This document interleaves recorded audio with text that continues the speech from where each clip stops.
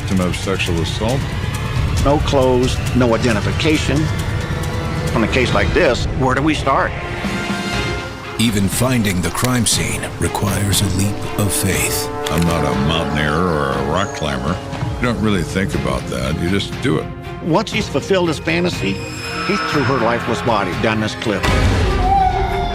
A deeply disturbed man is walking among us. You can just picture somebody like a Ted Bundy who can live two lives, and the people who know him have no idea.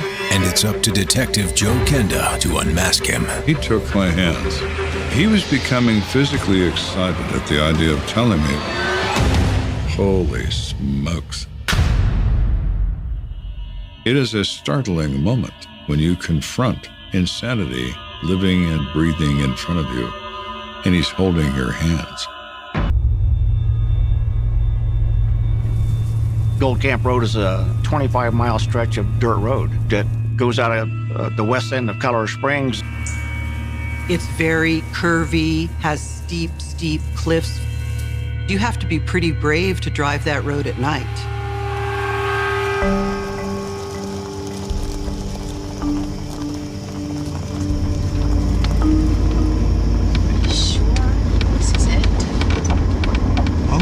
That's what the sign says.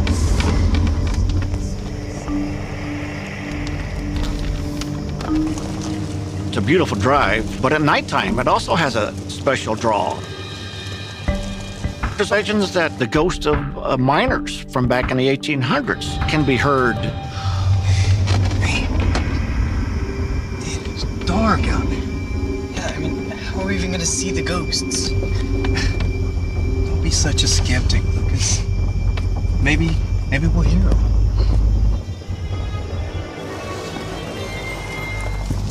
They came around the bend and there was something in the road. What in the world is that?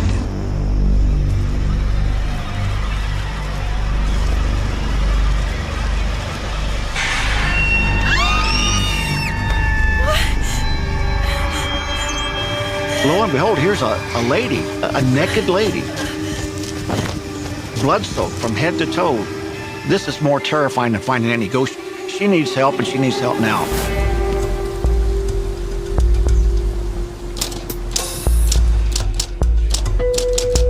It was 1977, and I had been a detective for about a year. Back then, you didn't have a partner, but you were working with your own experience and by your wits. On this particular morning, Detective Kenda is next up in the rotation to get a case. Kenda, got something for you. Sure. So what do we got? A family picked up an injured woman last night, took her to St. Francis. Doctors there think someone tried to kill her. That's where you come in. Yes, sir. There was a victim who was young, probably between the ages of 18 and 21. The doctors admitted her as a Jane Doe to the intensive care unit. On a case like this, where do you start your investigation? Well, you need to go to the hospital. That's where the victim's at. You've got no crime scene to go to.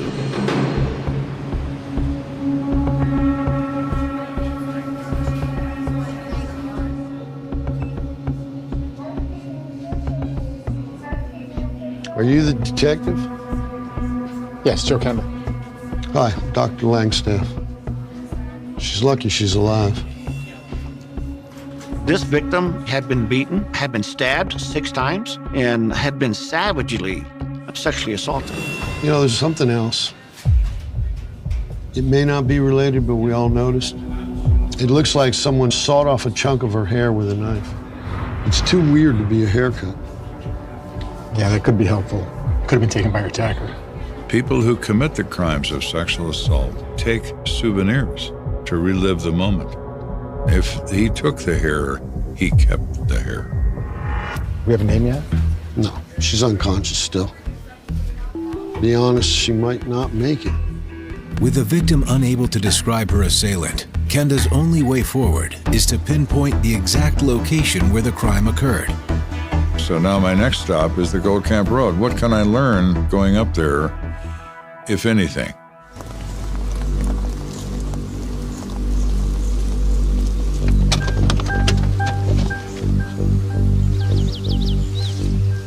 The Piazza family have agreed to take investigators back to the scene where they found this young lady.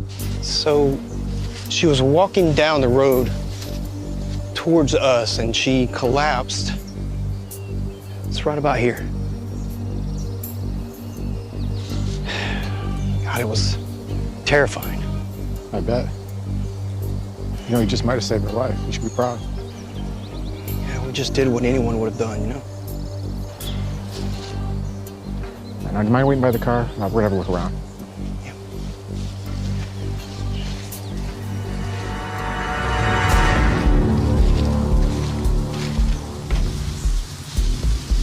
Another one there. You can still see some blood there.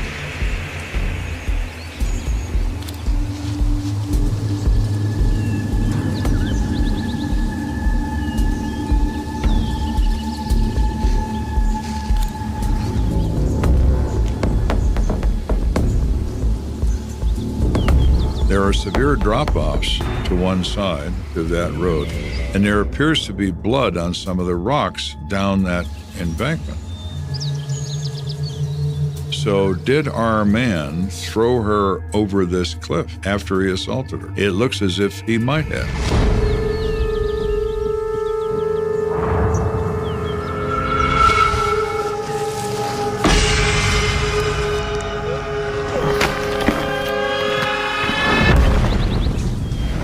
She somehow then managed to crawl up that embankment because when those passersby found her, she was on the road.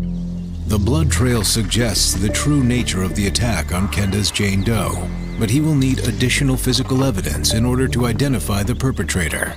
Kenda wonders if that evidence might be found in the ravine below. If he disposed of her, what else did he dispose of? Detective Kenda, dispatch. Dispatch. Can you patch me through to the fire department's mountain rescue team? 10-4, detective.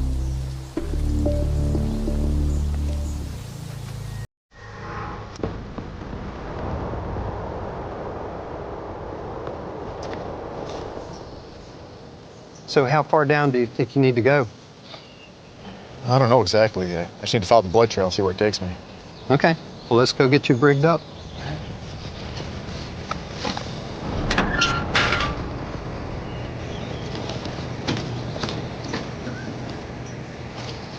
Hey, Joe. You can't just step off the side of the road and start walking down there. I'm not a mountaineer or a rock climber, but you don't really think about that. You just do it.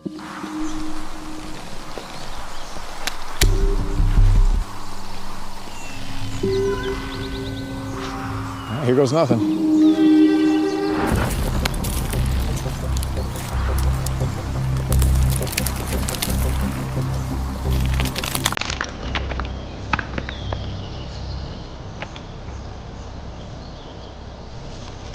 Joe actually rappelled down the side of that cliff there to see what evidence could be found.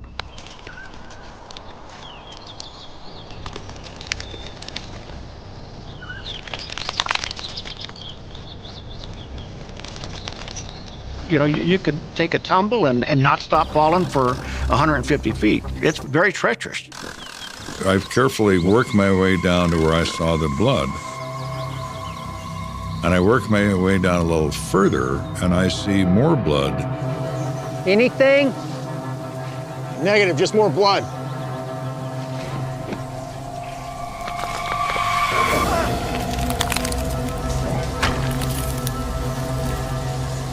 You okay down there? No, I'm all good.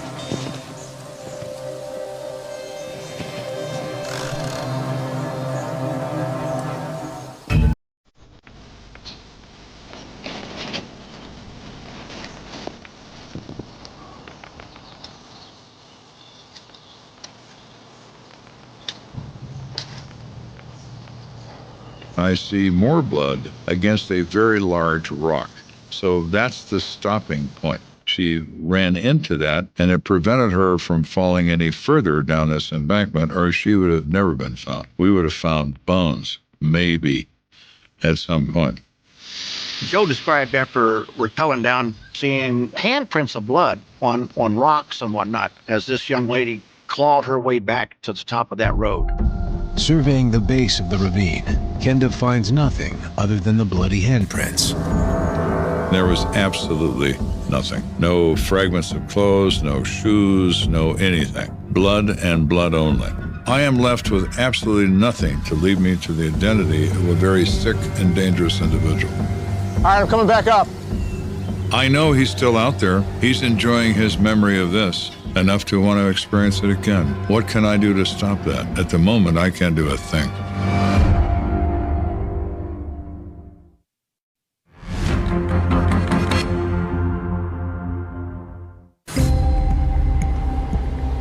I'm a young detective who got assigned to this case of a woman being assaulted and stabbed and thrown off a cliff.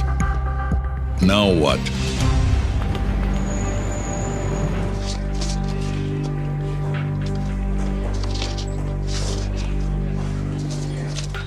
Hey, Kenda. How's the new case going? You know, basically, no physical evidence at the crime scene, no witnesses, no victim ID, and she might not make it. That's my guess. Our guy's gonna do it again. And he just shook his head like, well, that's not good. No, it's not good. All right. Keep at it.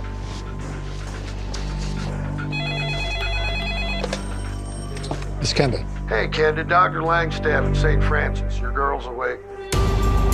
My only hope is that she remembers enough to lead me to whoever this is before he does it again.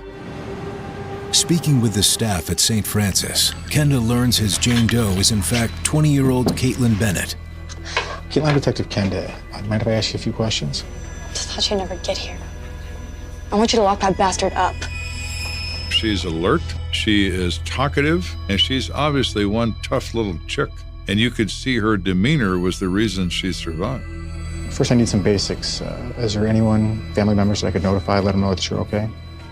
Not really. I'm on my own. She was having family problems, fighting with her mother, and so she moved out of the house. She really didn't have anything to live on. In order to survive, Caitlin turned to prostitution. Society has always looked down upon people who choose prostitution as a method of survival.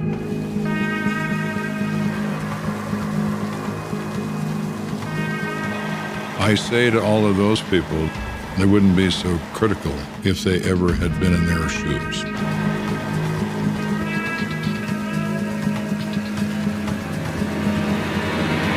There is an enormous occupational hazard associated with being a prostitute. You're going to get into a vehicle with someone you have no idea who he is and no idea what his intentions are. For now, I need your help finding out who did this to me. I'll do whatever it takes. Just find him. She, fortunately for me, had an excellent memory of this entire event. This guy in a white pickup just pulled up. He had one of those camper cells in the back.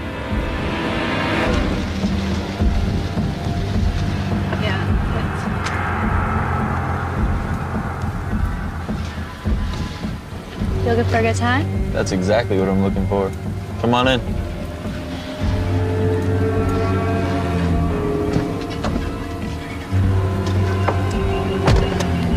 I mean, he seemed nice enough. I didn't think much of it. Do you remember what he looked like? White guy. That hair. He had red hair. That's something that is easily spottable, and so fortunately, that was something to go on. He said his wife was home. So he wanted to drive and park somewhere so we could have some privacy. So we drove to Gold Camp Road. She was not alarmed in any way. He was nice, told her how pretty she was, and general banter as they're driving a short distance away till he got into an area that was fairly secluded. And then he said to her, let's get in the back of the truck where we have more room. He opened the tailgate. Started shoving stuff aside. And I climbed in. He must have whacked me in the head with something because everything went black.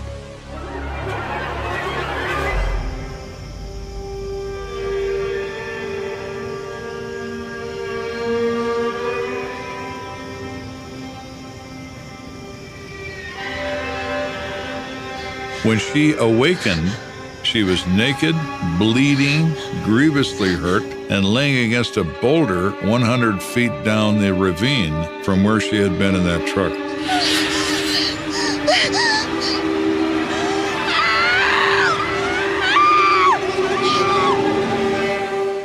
And I thought, I'd be damned if this is how I die. She was going to live, no matter what. She's going to make every effort to survive. You have to admire that. You don't see that very often. I had never seen it to that level.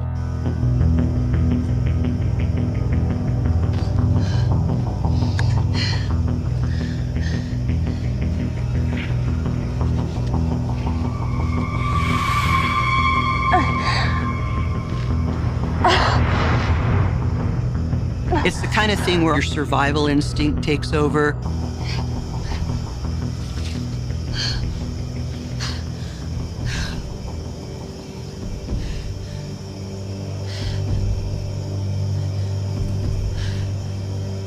She might have been easy to pick up, but she wasn't going to be easy to put down.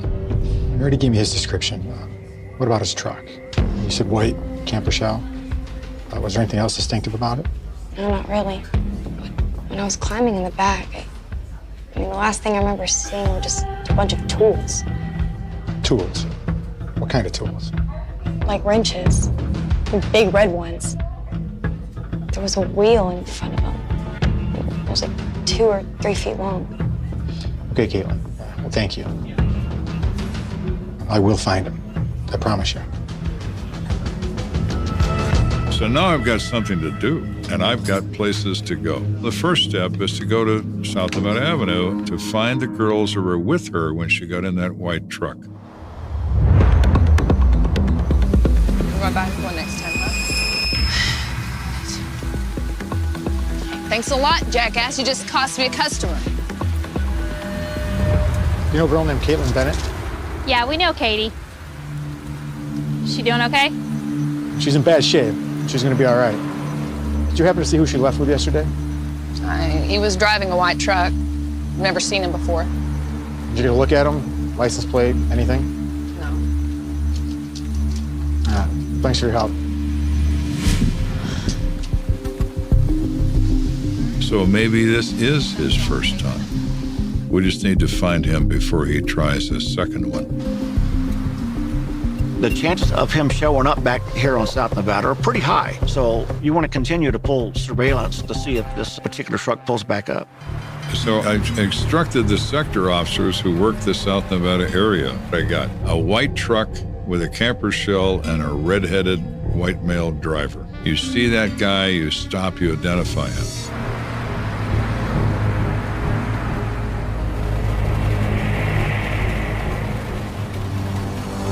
All right, this looks like our guy. Let's go. These people develop an appetite for this. Once they commit it once, they want to do it again. Don't move! You see your hand? Hold it right there!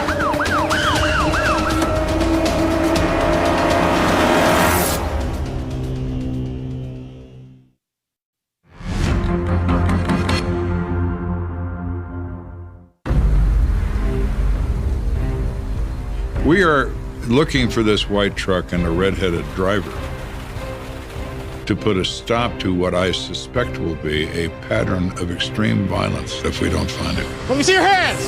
Hey, man, it's cool. I was just asking one of these girls for directions. The driver was identified, and it's obvious he wasn't the guy we're looking for. Directions, huh? Did you get lost on your way to church? No. Sorry, it's a false alarm. You should go ahead and get out of here.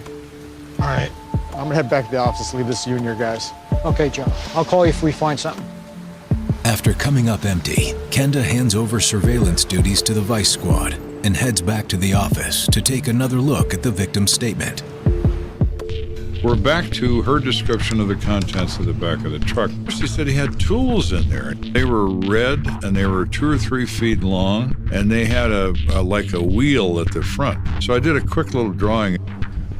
As a young policeman, married with 2 children, I made little or no money. I was a do-it-yourself guy. I had a very good understanding of tools, and I used them all the time.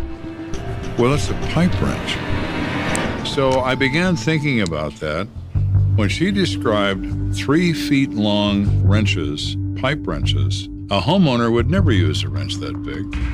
That's a professional tool. The only person who would ever use something that large is a plumber. So who are we looking for now? I think I'm looking for a red-headed plumber.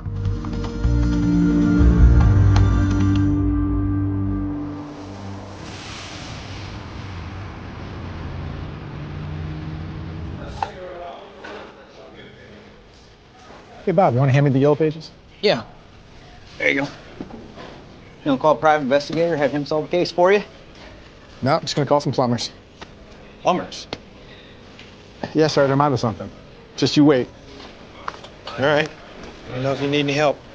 Colorado Springs at that time was about 200,000 people. There were plumbing companies around, but the big ones all had company trucks. They were all clearly marked. So as a process of elimination, I eliminated the big companies, and I started looking and driving around small plumbing shops. Most of the smaller companies were in the downtown and near west side part of the city, so you have to start someplace. Yeah, I'm doing some renovations on my kitchen. Okay. Long story short, I want to move the sink from one side of the room to the other. Right, sure. I can help with that. Just let me grab a form real quick.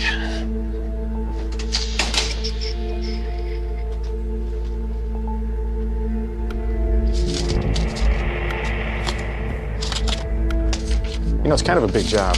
You don't happen to have a partner, do you? No, it's just me.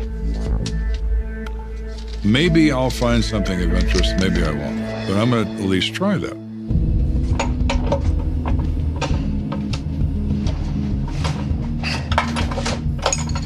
How you doing? I came by the other day, talked to a guy about a bathroom remodel. I was wondering if you had the estimate ready. Do you know who you talked to? I can't remember his name. It was a redheaded guy. We don't have any red-haired guys here. Are you sure about that? I've been here a long time, yeah. I appreciate the help. Anytime. You want to see if anybody that matches this suspect's description maybe works for them. A white guy with red hair.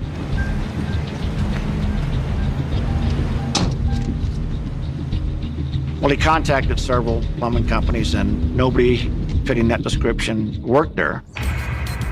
So I drove around 5 or 6 different little places, and I finally drive around a 7th place. And it's a small plumbing shop. And there's a white pickup outside with a camper shell on it. And I'm thinking, maybe, just maybe, this is the magic truck. Wouldn't that be nice?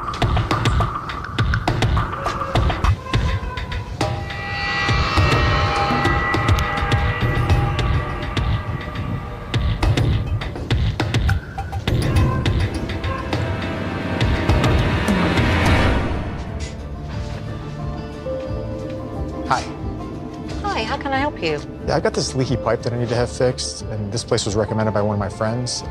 Are any of your plumbers in? No, they're both out at the moment. Well, I noticed that white truck outside. Does that belong to one of your guys? Yeah, it belongs to my son Charles. This is our family business. He must be out with his father. Well, he's on a job, but he's going to be back here fairly soon. I can tell him to stop by if you'd like to leave your name. No, that's okay. I'll stop back. Thanks for your time. Thank you for coming. Ma'am, by any chance does your son have red hair? Yes. Do you know him? No, I just heard a lot about him. Thanks again.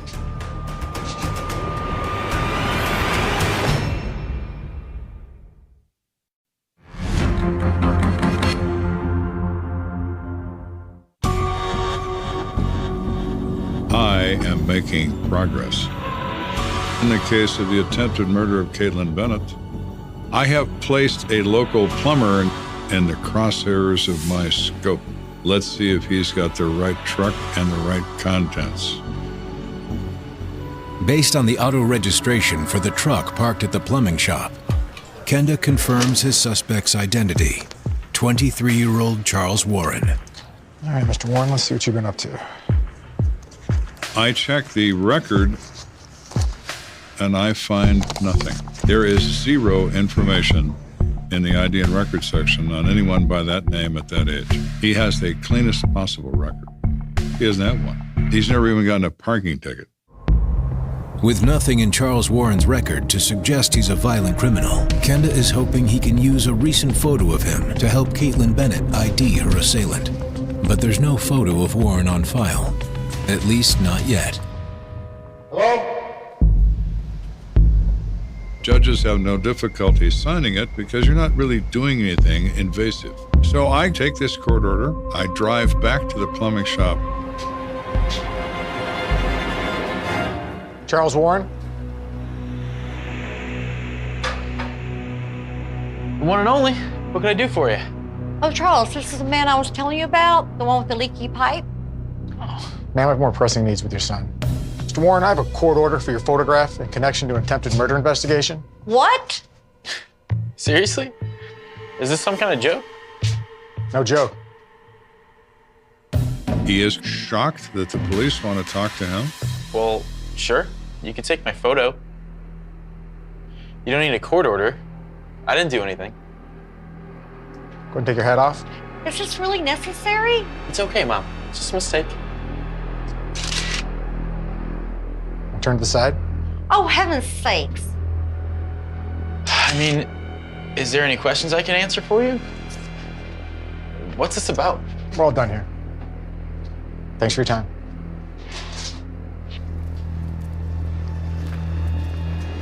And I'm not questioning him. I don't want to yet. I want more. I thank him for his cooperation. I'll be in contact if it's necessary.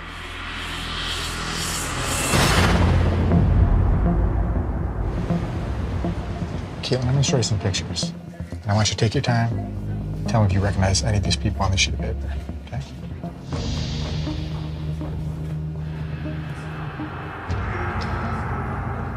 I think that's him.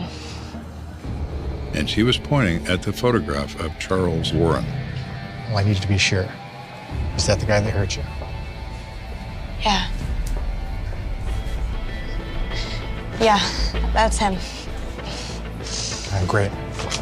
Thank you. I didn't walk out of that hospital, I floated. It was euphoric, because now it's warrant time.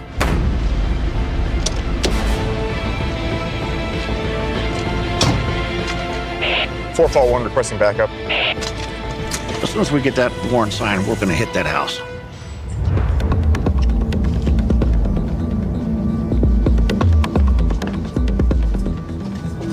I have 3 officers with me, and I have a warrant in my hand, and I have a warrant to search the premises. So we go there, and we knock on the door.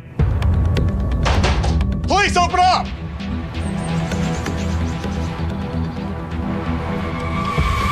What's going Step aside. on? Charles? What's going on? Charles? Don't move! Let me see your hands!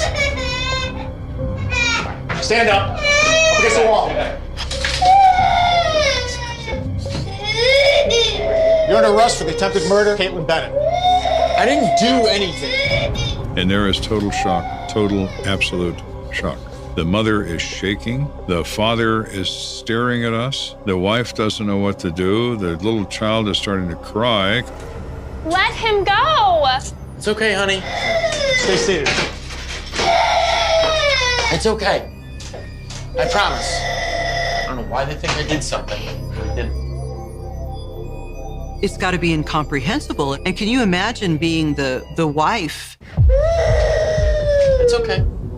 It's okay. You know, thinking, what? Why are they coming after my husband? All right, I'll keep my eyes on them while you guys do your search. Do you really have to go through my things? Yes, we do. Yeah, I don't know. It's okay, baby.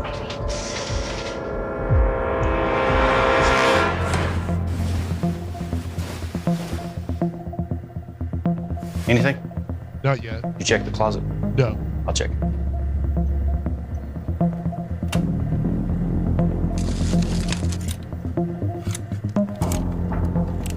Police are hoping to find bloody clothes or any other personal effects tying Charles Warren to the attack on Caitlin Bennett.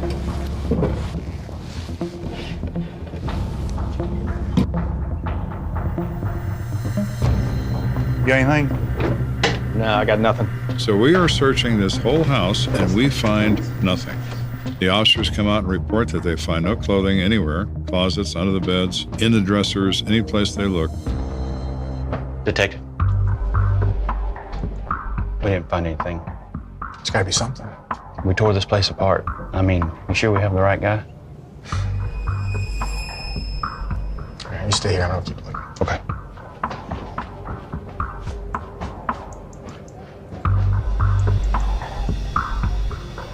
In his bedroom is a standard man's 6-drawer dresser. People hide things in predictable places. They don't think they do, but they do. Even burglars know that. Hey, let's check these again. Let's be extra thorough.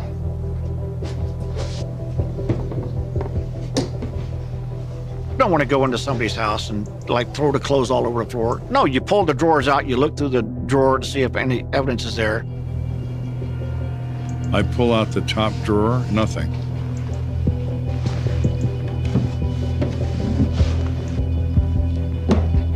I pull out the second drawer.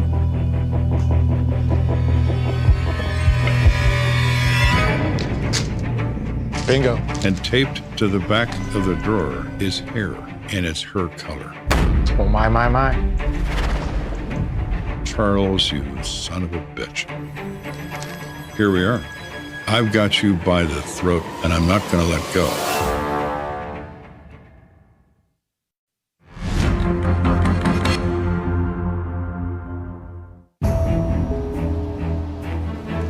After this long, prolonged investigation, we now have critical physical evidence that 23-year-old Charles Warren is solely responsible for the attempted murder and rape of Caitlin Bennett. But Kenda's work is far from over. Now, this is prior to DNA being available. This guy's a sick son of a bitch. We gotta do everything we can to make sure we build a strong case against him. We gotta get the confession. I'll get it.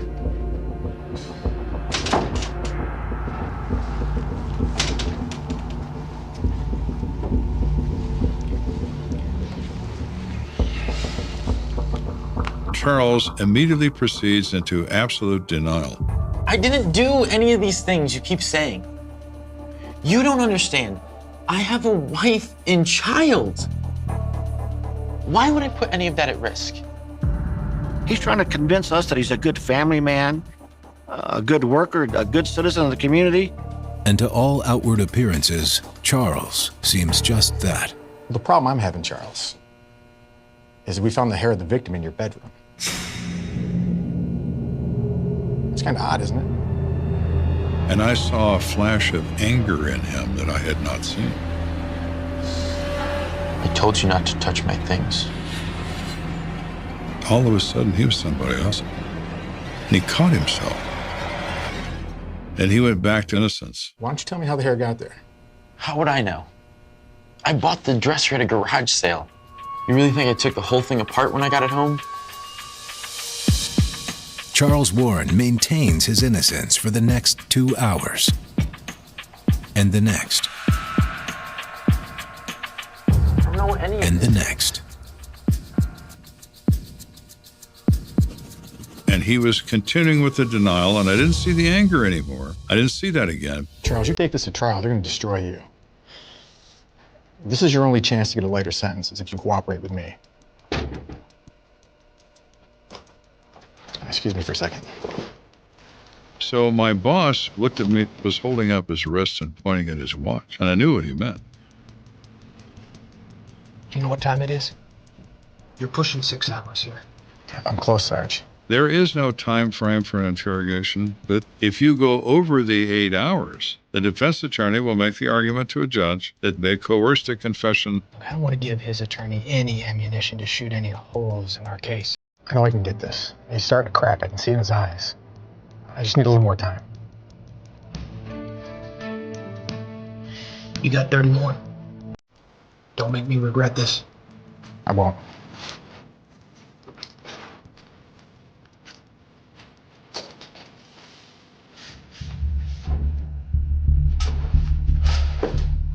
So Joe goes back in and totally changes the way the interrogation is being conducted. And I said, Charles, what do you like to think about during the day? and he says, what do you mean? I mean, people have their favorite dreams they like to think about. Daydreams. Maybe being a football player, movie star, maybe having a lot of money. What's your favorite dream? And his whole demeanor changed into something else, really scary. And he turned his head and he said, oh, I can't tell you that. Well, hello again, sir. I haven't seen you since you were angry. Now, why can't you tell me? Because you'll get mad at me? No, I won't. You wouldn't believe some of the stuff I've heard in here. You'd be surprised. For some reason, at that moment, Charles took the clue that, here is someone I could share this with. Here is someone who will appreciate my cleverness. He was becoming physically excited at the idea of telling me. All right. I'll tell you what I think about every day. So he took my hands. My dream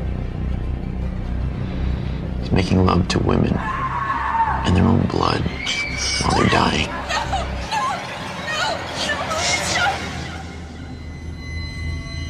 Haven't you ever thought about that? I wanted to do two things at that moment. I wanted to put my gun in his mouth and pull the trigger, and then I wanted to go take a shower. But I can't do that. And I still wanted to get a statement of him if I could. Haven't you ever thought about that? I mean, yeah. Sure I have. Why don't you walk me through what happened? Charles admitted to me it was a sexual fantasy that it had for years. It was simple. He didn't have to use force. She opened the door and got in. The perfect victim, a volunteer. Just up this way a bit. Okay, yeah. Just give me a minute.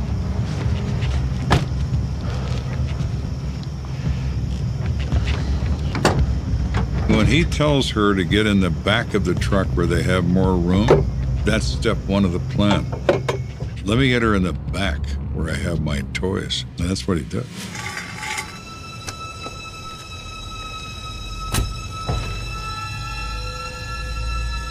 Back here?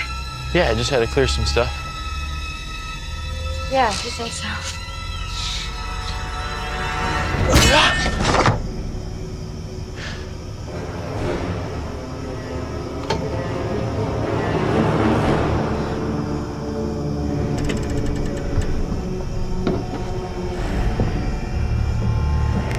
When he strikes her over the head and renders her unconscious, and he rips her clothes off, she is the fantasy.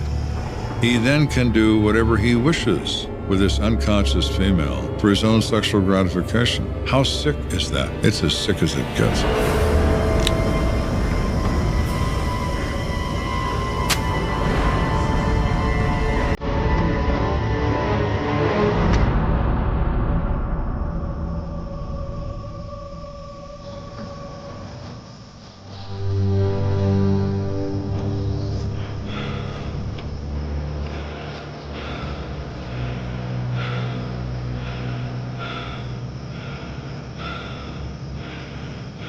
He believes after he completes this attack that he has killed his victim.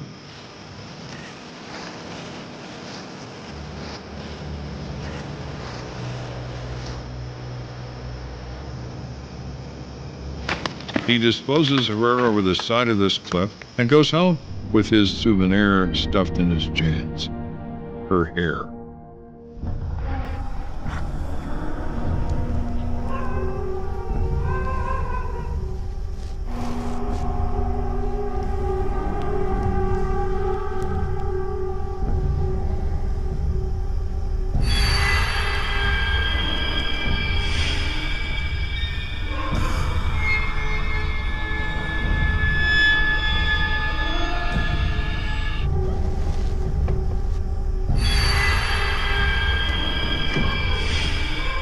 It's a hunter's trophy, an item that represented his complete power and his ability to be victorious in subduing his victim. He liked to touch it at night. He'd get up and open the door and touch her hair. Holy smokes. While he's going through all this, I'm just sitting there looking at him. And at the very end of it, he said, "But you know what? What's that, Charles? Next time, I'll make sure she's dead." fortunately for the rest of the world, in your particular case, there isn't going to be a next time. The charges that were filed was the attempted murder, kidnapping, sexual assault. He decided that he was going to plead guilty, but it was obvious that we got a person here that's got some real mental issues. Warren was examined by a panel of psychiatrists. All concluded that he was textbook insane. At the end of all of this, he was committed to the Colorado State Mental Hospital. It's possible Charles Warren was a serial killer in the making. But thankfully, because of Caitlin Bennett's bravery, grit, and sheer will to live, the world will never know. Caitlin, to me, is a hero. I genuinely believe she saved other women as well by saving her own life. I raised my right hand when I became a policeman, that I would do what I could to protect the community. And I felt I'd done that by identifying and putting Charles where he needed to be. It left an indelible mark on me. It's something you don't easily forget. It begins with a sound no one remembers clearly anymore. A dull impact swallowed by wind or air, somewhere between a passing train horn and the hum of streetlights buzzing awake. A sound that did not belong to anything ordinary. The kind of noise that slips through a neighborhood and leaves people uneasy without knowing why. Chicago in 1992 was a city that had learned to live with unease. Sirens were part of the soundtrack. Headlines bled into one another. Violence was familiar enough to be ignored until it wasn't. On a narrow stretch of road on the south side, just after midnight, something happened that never made sense. Not then, not later, not even decades after the case went cold. A moment that would rot quietly in police files and community memory alike, waiting. The street was dim, sodium lamps casting orange halos that barely touched the pavement. Snow from earlier in the evening had been pushed into gray ridges along the curb.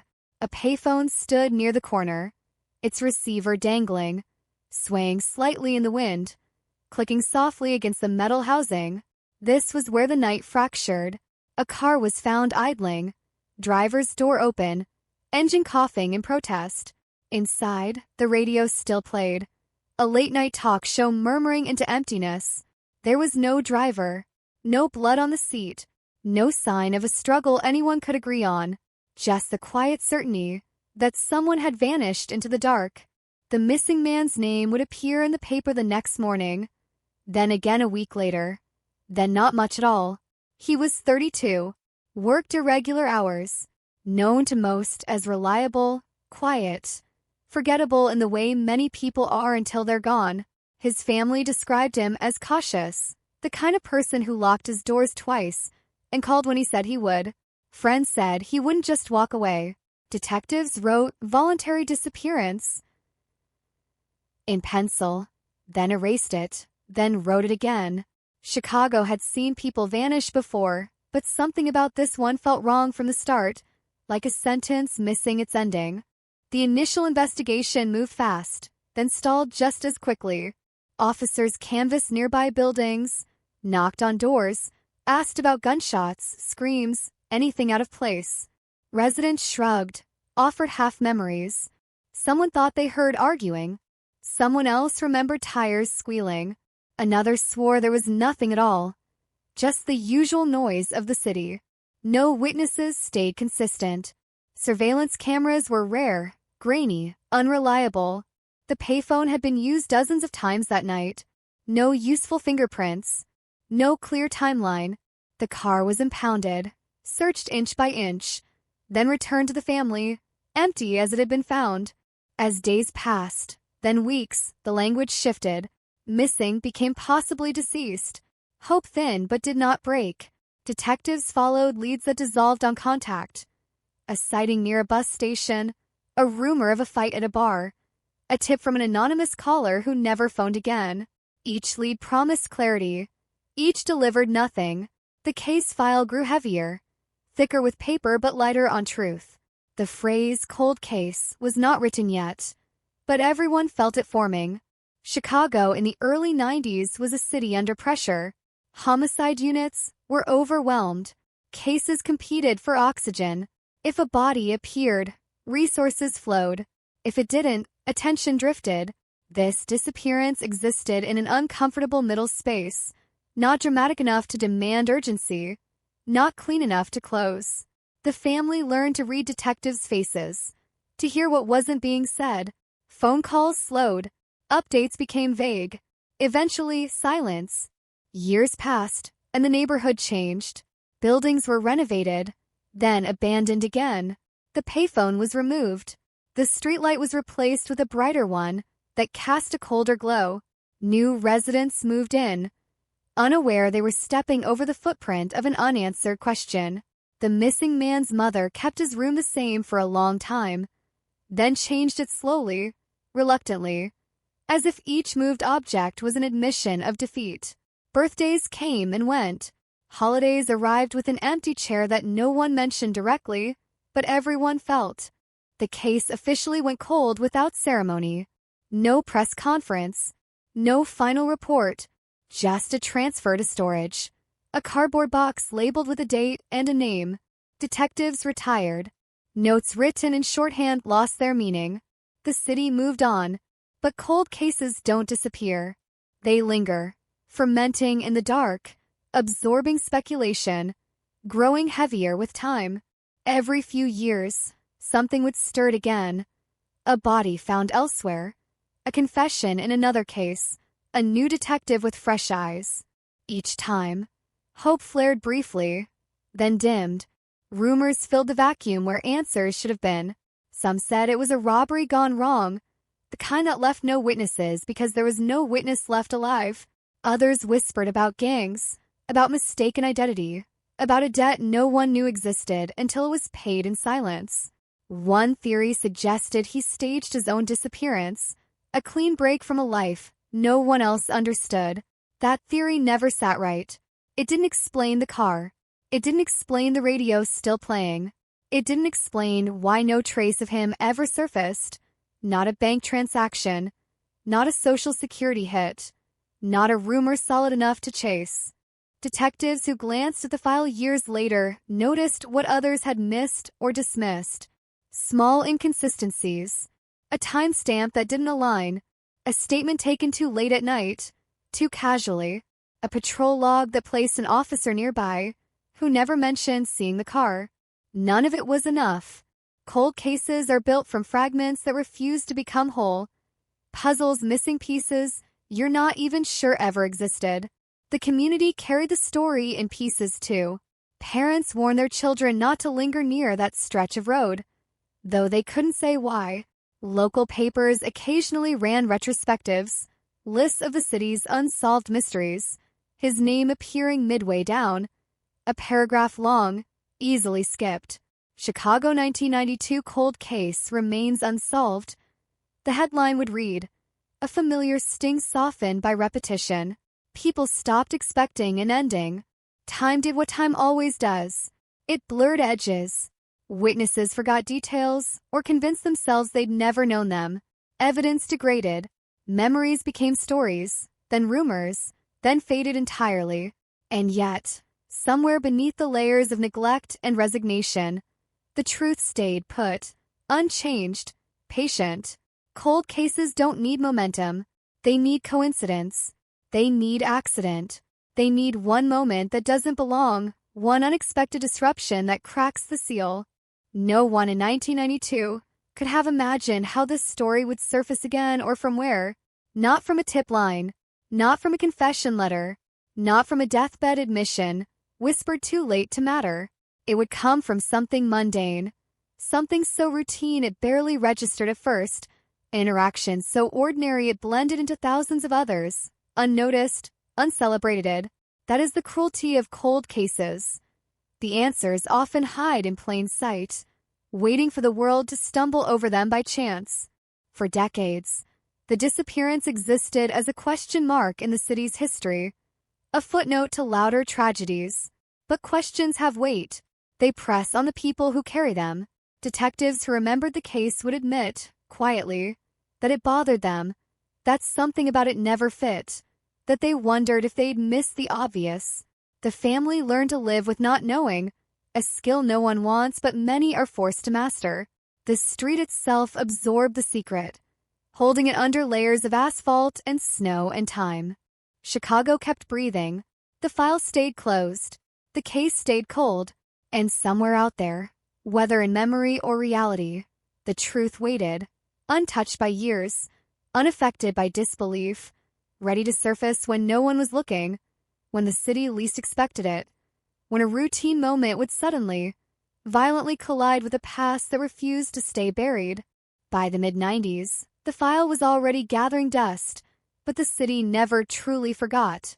Chicago doesn't forget its dead or its missing. It just learns how to step around them. New detectives flip through old binders during slow nights, scanning names like they were reading gravestones.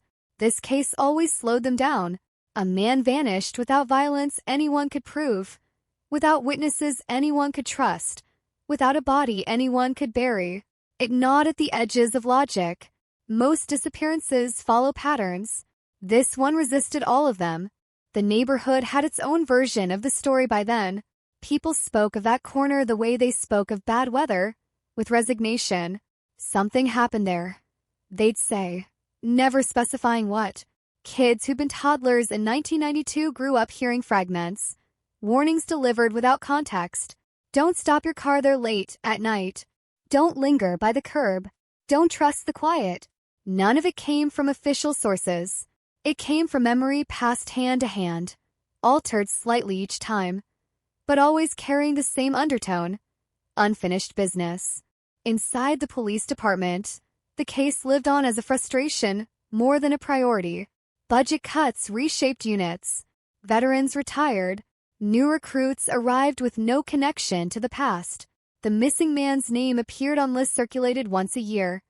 Cold cases eligible for review if time allowed. Time rarely allowed. Chicago had too many fresh wounds.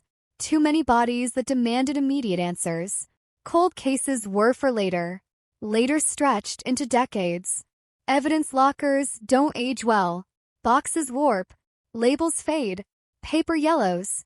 When the file was reopened for review in the early 2000s, it felt fragile, like handling something that could crumble if touched too aggressively. Reports contradicted one another in small but important ways.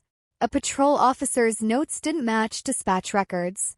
A witness statement was summarized rather than transcribed, stripping it of tone, of hesitation, of the pauses where truth often hides. It wasn't misconduct, not exactly. It was haste, fatigue, the quiet damage of working too many cases at once. One detail kept resurfacing, irritating in its persistence. The car, found idling, door open, radio on. It suggested interruption, a moment cut short. People don't leave cars like that, unless something pulls them away fast. Fear, surprise, authority. Detectives debated it endlessly. Was he flagged down, forced to stop? Did he know the person who approached him? Or did he step out voluntarily, thinking it was nothing? Every theory bent around that open door, trying to explain it, failing. There were other oddities too. The position of the car suggested it hadn't been parked casually. It was angled, slightly off, as if pulled over rather than stopped intentionally. Tire tracks were inconclusive, muddled by snowplows and passing traffic. The ignition showed no sign of tampering. Nothing screamed violence, but nothing whispered safety either. It was a limbo scene, suspended between crime and coincidence. The family kept pushing, quietly at first, then louder when quiet got them nowhere. They wrote letters, requested meetings, asked for timelines that never materialized. Each interaction with law enforcement became a careful dance between hope and disappointment. Detectives changed. promises reset, we're looking into it, became a familiar refrain, worn thin by repetition. The family learned which questions not to ask, which answers not to expect. Years later, a new detective took a personal interest, not because of a breakthrough, not because of political pressure, but because the case bothered him in a way he couldn't articulate. He'd grown up on the South Side. He knew that stretch of road. He knew how things worked there in the early 90s. He also knew how they didn't.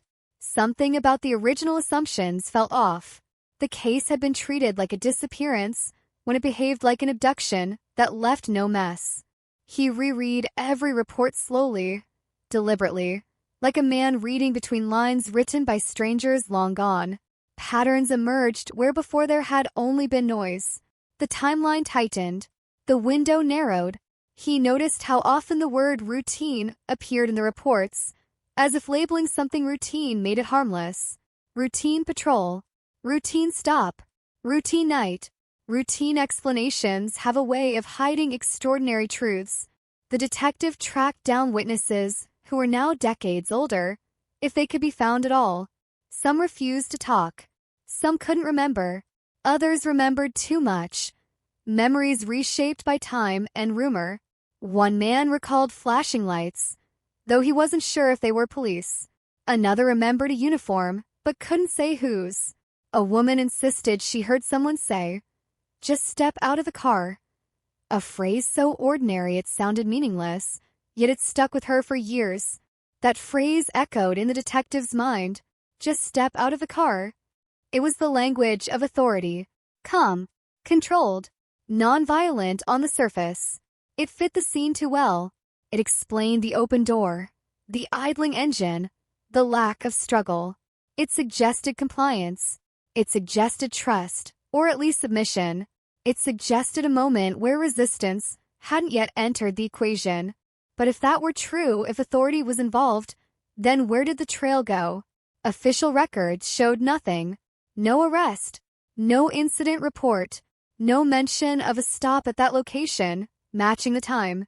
Either it hadn't been documented, or it hadn't been official. Both possibilities were disturbing in their own ways. The detective followed another thread, one previously dismissed as coincidence. A series of complaints filed in the early 90s against an officer whose name appeared nowhere in the original case file, but whose patrol area overlapped the scene.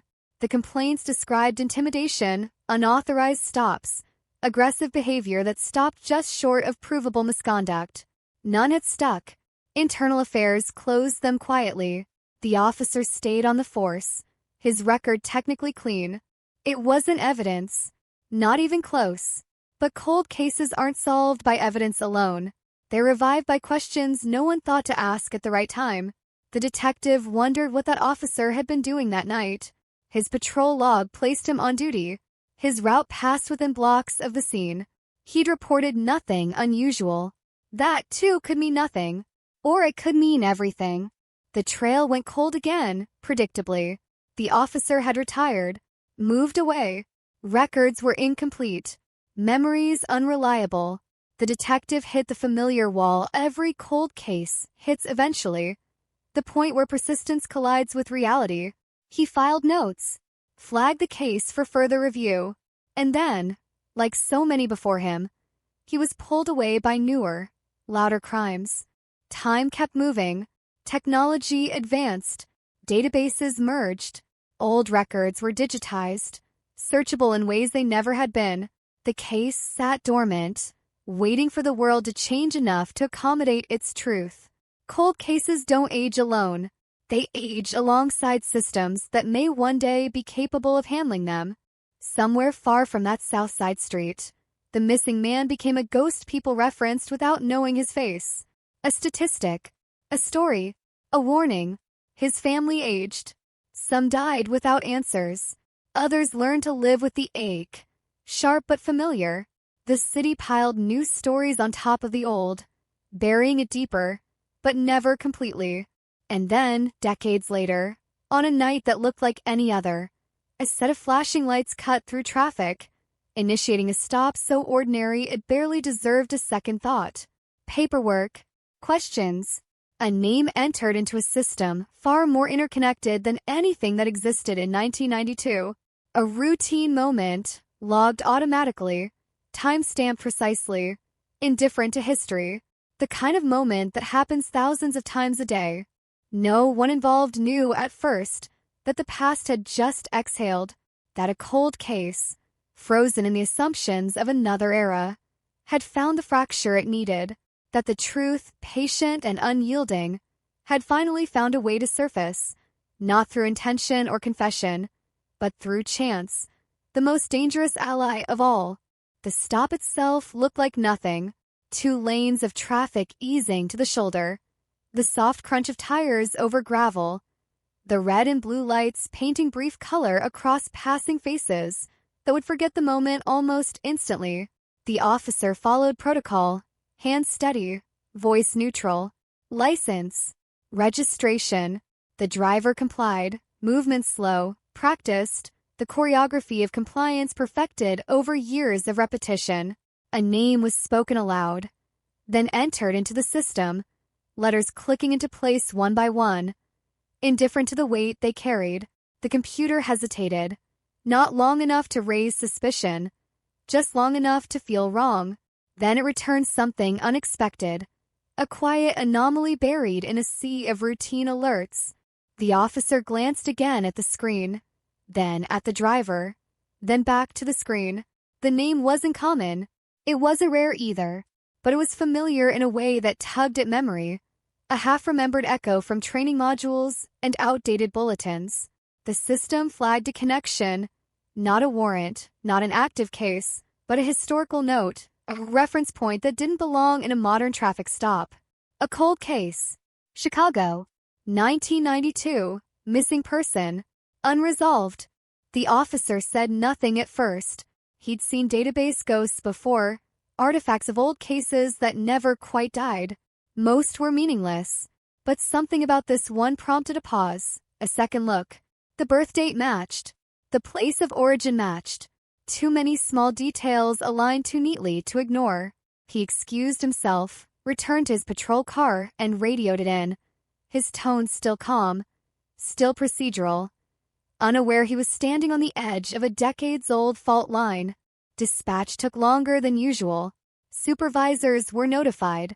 Someone pulled an archived file from a digital vault, a scanned copy of paper that once sat in a cardboard box labeled and forgotten. The missing man's name appeared again, sharp and unmistakable, connected now to a living, breathing person sitting on the shoulder of a highway, drumming his fingers against a steering wheel, waiting for permission to go on with his night. The realization didn't arrive all at once. It crept. Could this be a coincidence? A clerical error? A data mismatch? Cold cases are fragile things. They've been misled before by false hope. But the more they checked, the tighter the circle became. Fingerprints were requested. The driver protested mildly. Confused but not alarmed. He had nothing to hide, he said. He'd done nothing wrong. That much, at least, appeared to be true. When the prince came back, the room went quiet. Not with shock, not with celebration, but with a kind of reverent stillness reserved for moments that rewrite the past. The fingerprints matched those taken decades earlier, not from a crime scene, not from an arrest, but from an employment background check the missing man had completed years before he vanished. There was no room left for coincidence. The man pulled over on the side of the road was, impossibly, connected to the one who disappeared in 1992. The question shifted instantly from where is he to how. How does a man vanish from one life and appear seamlessly inside another?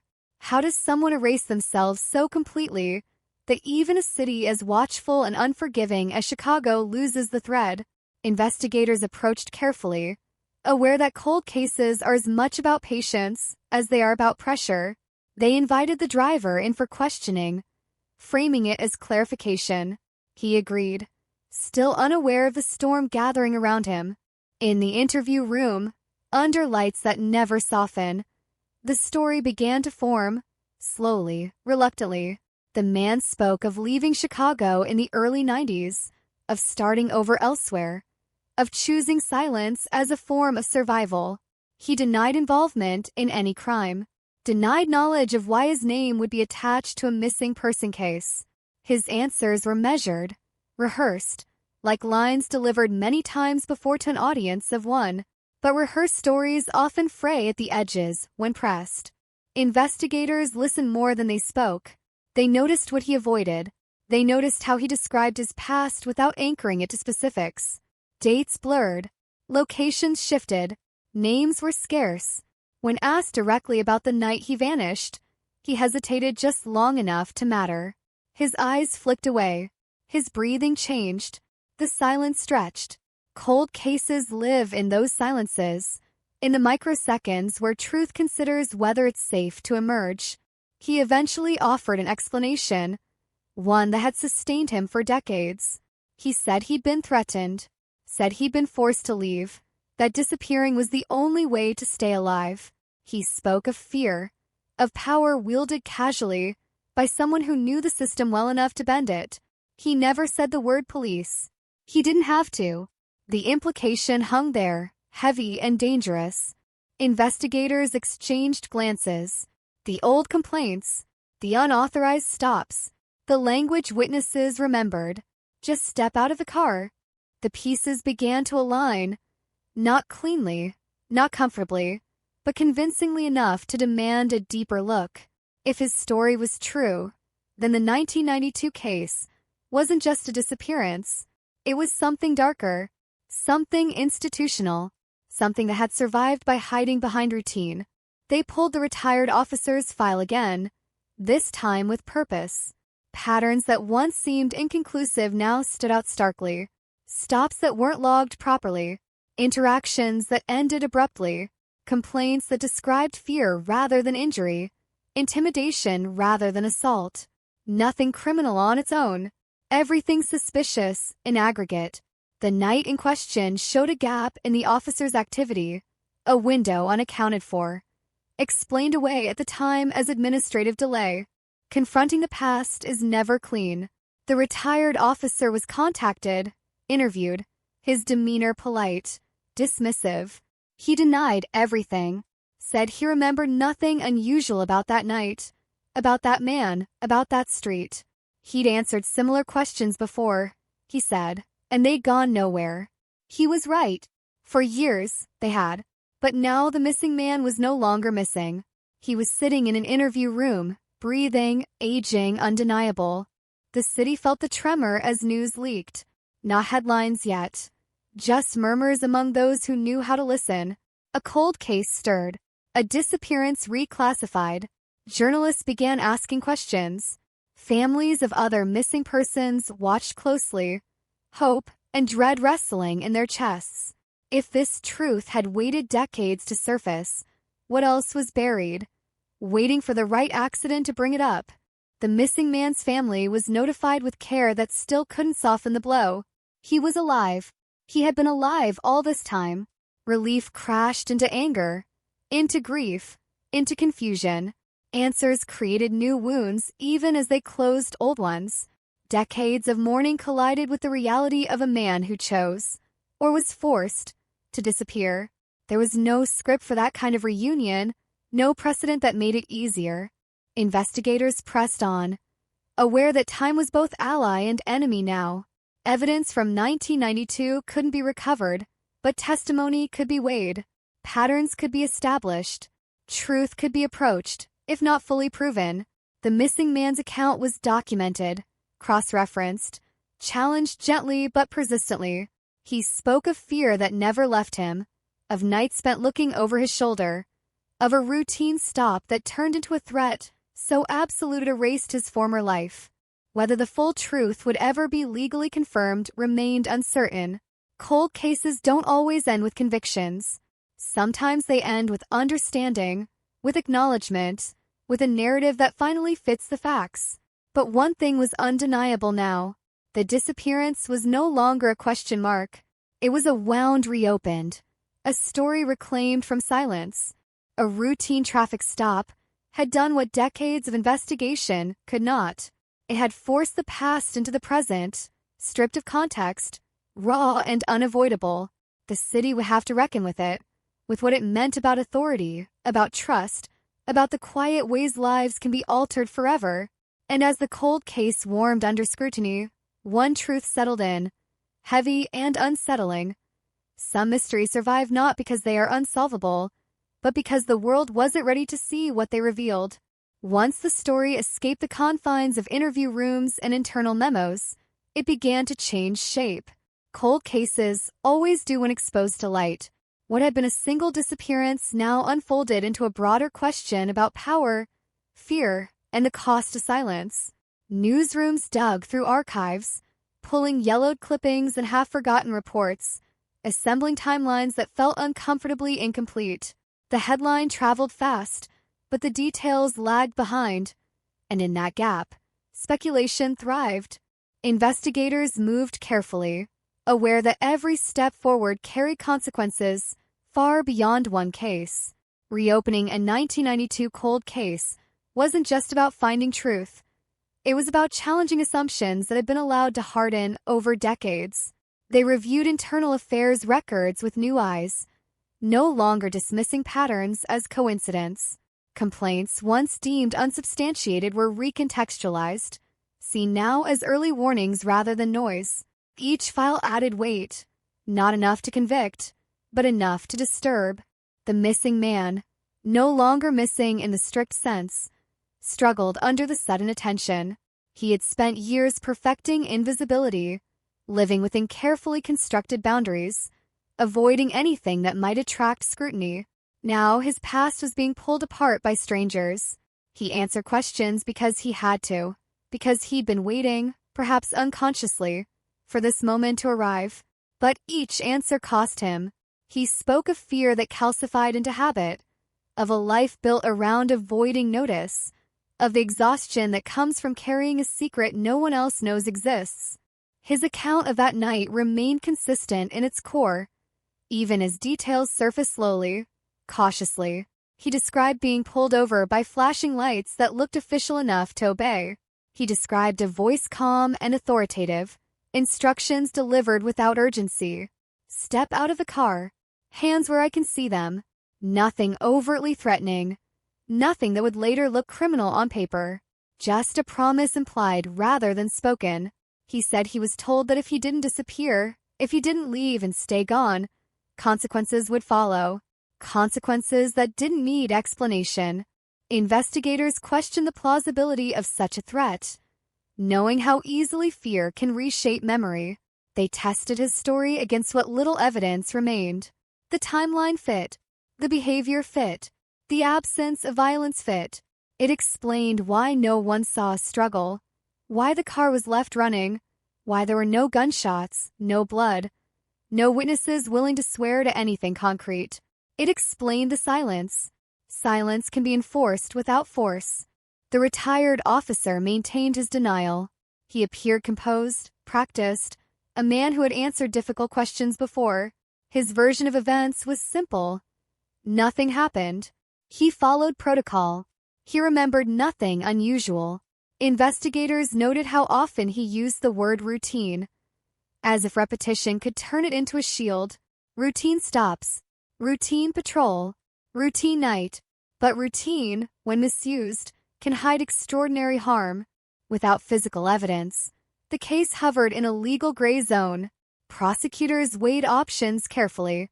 Statutes of limitation loomed. The absence of a clear crime complicated everything. Coercion without documentation is hard to prove decades later. The missing man hadn't been assaulted, at least not in a way that left marks.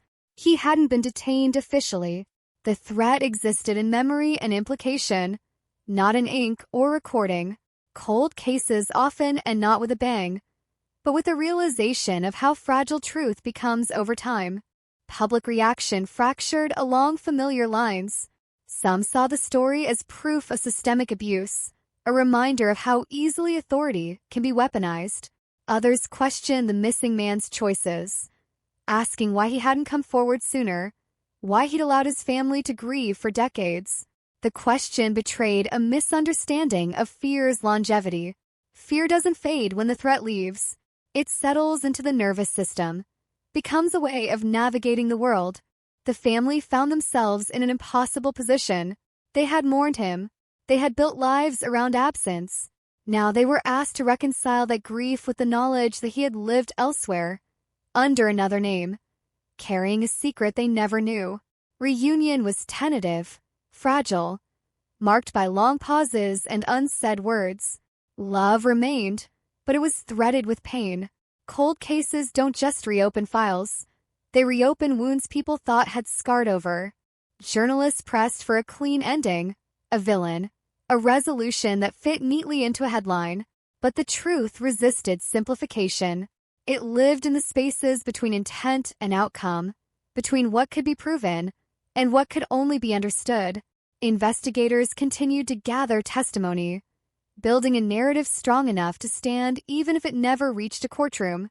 Acknowledgement, they believed, mattered, even without conviction. The department issued statements careful in their language, neither admitting wrongdoing nor dismissing the allegations outright. Reviews were promised. Policies were referenced. The past was framed as a different era, governed by different standards. For many, that explanation rang hollow. The cold case had exposed something uncomfortable, that systems designed to protect could also intimidate, and that the line between routine and abuse could be dangerously thin.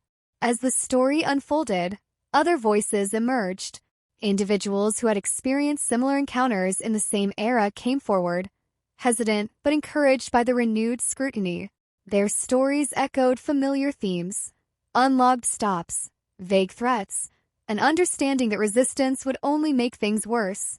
Each account added texture, context, credibility. Together, they formed a pattern that no single complaint ever had. The cold case was no longer just about one man. It had become a mirror, reflecting a period in the city's history many preferred not to examine too closely. It forced a reckoning not only with what happened, but with what was allowed to happen, with what was dismissed as routine because acknowledging it would have required action. In the end, resolution arrived in fragments rather than closure. The missing man reclaimed his name, if not his lost years. The family gained answers, if not peace. The city gained a reminder that truth can surface in the most ordinary ways, that even decades-old silence can be broken by chance. The routine traffic stop that reignited the case faded back into the background of daily life, replaced by new stops, new names, new data points. But for those who knew the story, the word routine would never sound the same again. It would carry an echo, a reminder of how easily lives can be altered in moments that leave no visible trace, how cold cases are not always about what we cannot find, but about what we were trained not to see. As the investigation pressed forward, the atmosphere around the case thickened, heavy with expectation and unease. Cold cases rarely move in straight lines, and this one was no exception. Each step toward clarity seemed to reveal another shadow, another unanswered question that refused to stay buried. The truth, once disturbed, did not rise cleanly to the surface. It surfaced in pieces, jagged and uncomfortable, demanding to be handled with care. Internal reviews expanded quietly at first. Supervisors combed through decades-old patrol maps, shift schedules, and handwritten logs, trying to reconstruct a night long erased by routine and time. Gaps appeared where explanations had once sufficed. A missed radio check-in, a patrol route that didn't align with recorded mileage. Alone, each anomaly meant little. Together, they suggested intention. Not proof, but pressure, the kind that bends narratives over time. The retired officer remained steadfast in his denial, but the tone of his responses shifted. Where once there was casual dismissal, now there was defensiveness, a careful parsing of words.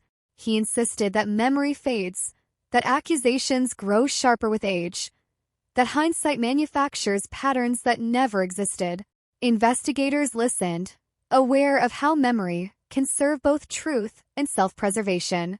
They compared his statements against those of the missing man, noting where they overlapped and where they diverged.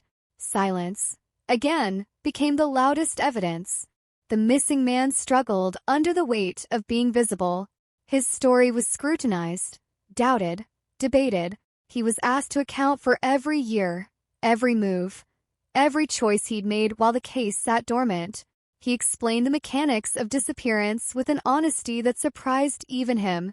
New names, cash jobs, no credit, no official records beyond what was absolutely necessary. A life lived just outside the reach of systems designed to track and categorize. Survival, he said, had required constant vigilance, a willingness to accept invisibility as safety. Psychologists consulted by investigators recognized the patterns immediately. Prolonged fear can produce obedience that lasts far beyond the original threat. The man's decision to stay gone, to let himself be mourned rather than risk retribution, fit a known profile. It didn't make his choice easy to accept, but it made it understandable. Cold cases often hinge not on dramatic acts of violence, but on quieter forms of control. The public debate intensified. Talk radio dissected the story in real time, callers splitting along predictable lines. Some demanded accountability, calling for charges regardless of age or technicality. Others warned against rewriting history based on unproven allegations. The phrase cold case took on new meaning, no longer just a label for an unsolved mystery, but a symbol of delayed reckoning. Every argument circled the same uncomfortable truth. Time had diluted the possibility of justice even as it clarified the narrative. Behind the scenes, prosecutors faced an impossible calculus. They weighed testimony against statutes, patterns against proof. They considered the likelihood of conviction, the risk of failure, the cost of reopening wounds without delivering closure. Cold cases force legal systems to confront their own limitations. Not every truth fits neatly into a charge. Not every harm can be addressed with a verdict. The family's experience evolved from shock to exhaustion. Media requests piled up. Strangers offered opinions about their grief, their anger, their forgiveness. They navigated reunion cautiously, discovering that love can coexist with resentment. That understanding doesn't erase pain. Decades of absence had shaped them, and the return of the missing man did not undo that shaping. It added complexity to it. As more individuals came forward with similar stories, investigators documented them meticulously. Each account reinforced the sense that what happened in 1992 was not an isolated incident, but part of a broader pattern of intimidation that thrived in ambiguity. The absence of formal complaints at the time was reframed not as evidence of innocence, but as evidence of fear. Silence, once again, was reinterpreted. The department announced policy reviews and training reforms, careful to frame them as progress rather than admission. Officials spoke of transparency, of lessons learned.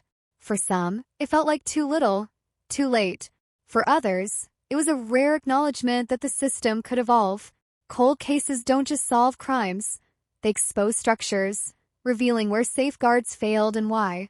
The missing man faced a decision he'd avoided for decades, whether to fully reclaim his old identity or continue living under the one he'd built.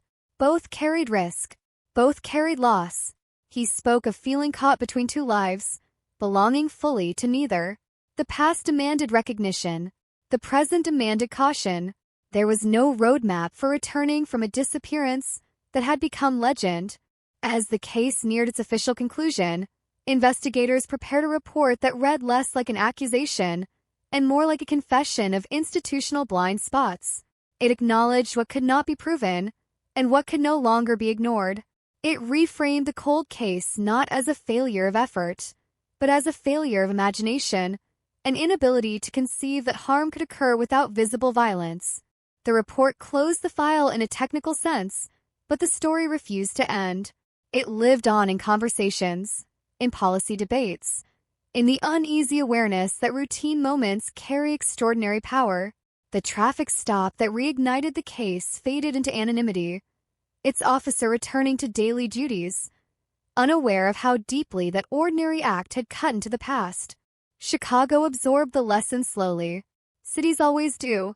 The cold case left behind no dramatic arrest, no courtroom climax. It left something quieter and more persistent. A reminder that truth doesn't always announce itself, that sometimes it waits patiently for decades, hiding in the most unremarkable places, until chance and technology conspired to finally bring it into the light. After the file was officially closed, something unexpected happened. Instead of fading, the case grew heavier in the city's consciousness, as if resolution had given it mass. Cold cases are supposed to cool the longer they sit, but this one burned differently. It lingered in conversations between officers after shift change, in law school classrooms dissecting ethical gray zones, in quiet living rooms where families of other missing people stared at the news and wondered what their own silence might be hiding.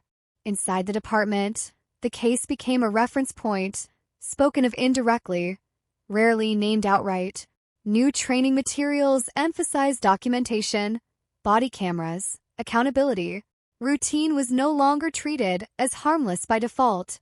Supervisors reminded officers that routine was precisely where mistakes and abuses thrived. The irony was not lost on those who understood how long it had taken for that lesson to arrive. The missing man, now publicly identified, attempted to step into a life that had moved on without him. He walked streets that felt familiar and foreign at the same time. Buildings he remembered were gone, replaced by glass and steel. Others remained, unchanged enough to trigger sudden flashes of memory. Trauma works that way. It hides until something ordinary pulls it into the open. He described feeling as though time had folded in on itself, the night of his disappearance pressing against the present with uncomfortable force. Therapists who worked with him noted the depth of his hypervigilance. Even now, with the story exposed and the officer retired, he reacted to sirens, to flashing lights, to any interaction that carried even a hint of authority. Fear had rewritten his nervous system. It didn't matter that the threat was no longer tangible. The body doesn't forget what the mind understands away. Cold cases don't just freeze facts. They freeze people. The retired officer faded from public view, but scrutiny followed him quietly. His legacy was reassessed, not only through this case, but through the lens of every complaint, every ambiguous stop, every unexplained decision. Former colleagues avoided discussing him openly. Some defended him. Others admitted, in guarded tones, that there had always been rumors, always a sense that he pushed boundaries. The truth, whatever its full shape, was now inseparable from the questions raised. Legal scholars debated the case's implications. Could coercion without paperwork be prosecuted decades later? Where did accountability end when systems themselves had enabled silence? The cold case became a study in limitation, illustrating how justice often depends less on truth than on timing. Had the same story surfaced months after the disappearance, outcomes might have been radically different. Time had not just obscured evidence, it had protected those who benefited from ambiguity. For the family, life settled into a new, uneasy normal. The missing man was present but altered, carrying years of survival habits that didn't dissolve overnight. Conversations stalled where shared history should have been. Grief lingered, transformed but not erased. They learned that answers do not restore what absence took. Cold cases promise resolution, but resolution rarely delivers relief. Other families began contacting investigators, asking for reviews of their own unsolved cases. Not all were connected. Most led nowhere, but the willingness to ask, to question old conclusions, marked a subtle shift. The system, once content to let cold cases sleep, found itself prodded awake by public insistence. One case had cracked the illusion of finality. The media cycle moved on, as it always does, but the phrase routine traffic stop retained an edge. It appeared in opinion pieces, in policy discussions, in late-night monologues stripped of humor. People began to understand that routine is not neutral. It is a context, a cover, a place where power can operate without scrutiny. The cold case had transformed an everyday phrase into a warning. In quieter moments, investigators reflected on what had almost been missed. If the database hadn't been updated, If the officer on that highway hadn't paused, if the system hadn't flagged a decades-old note instead of burying it, chance had done what diligence had not. That realization unsettled them. Justice, they realized, had arrived by accident. The missing man was asked, repeatedly, if he felt free now. The question frustrated him. Freedom, he said, wasn't a switch you flipped once danger passed. It was a gradual loosening, a learning process. Some nights he slept well, others he didn't. The past still knocked without warning. Cold cases don't end when files close. They echo. Chicago continued to absorb the story in fragments, fitting it into its long catalog of complicated truths. This city had seen corruption before. It had survived worse. But this case cut differently because it didn't rely on spectacle. There was no body, no chase, no dramatic arrest. Just a man who disappeared because he believed he had to, and a system that never noticed. In the end, the case left behind an uncomfortable lesson. Not that every routine stop hides a secret, but that any routine can, if left unchecked, become a blind spot. The cold case was solved in the narrowest sense, its central mystery answered, but its implications remained unresolved, stretching forward into a future that would be shaped, quietly, by the questions it forced people to ask. And somewhere on a Chicago highway, traffic continued to slow and pull over, drivers complying automatically, trusting the ordinary. The city watched itself more closely now, aware that sometimes the most dangerous moments are the ones that look exactly like nothing at all. With time, the case stopped being treated as an exception and started being treated as a warning. Inside precincts, the story circulated the way urban legends do, altered slightly with each retelling but always landing on the same uneasy conclusion. Nothing about it had looked criminal when it happened. That realization unsettled officers more than any accusation ever could.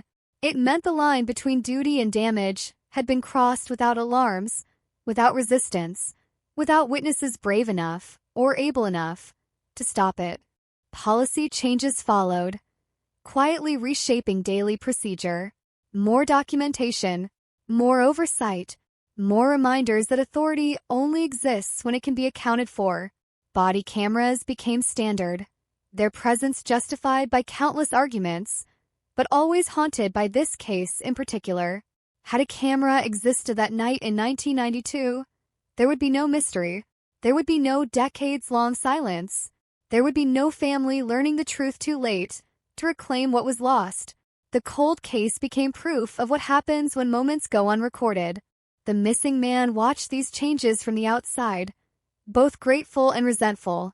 Grateful that his story might prevent someone else from vanishing into fear. Resentful that such safeguards arrived only after his life had been fractured. He spoke rarely in public now, choosing silence not out of fear this time, but out of exhaustion. Every interview asked him to relive the same moment, to compress decades of survival into soundbites. Trauma does not shrink to fit a headline. When he did speak, he avoided anger. That surprised people. They expected rage, demands, accusations. Instead, he described something colder, resignation. He talked about the moment he realized no one was coming to fix what had happened. The moment he understood that survival meant disappearance. That clarity, he said, had been more frightening than the threat itself. It stripped away the illusion that systems would intervene automatically. It forced him to act alone. Community forums debated the case late into the night. Some attendees shared personal stories of stops that left them shaken, but unable to explain why. Others admitted they'd always trusted authority without question, and now weren't sure how to reconcile that trust with what they'd learned. The cold case didn't provide answers so much as it introduced doubt, a subtle erosion of certainty that lingered long after meetings ended. Historians contextualized the case within its era. Early 90s policing, aggressive tactics justified by rising crime, a culture that rewarded results over reflection. None of it excused what happened, but it explained how it could.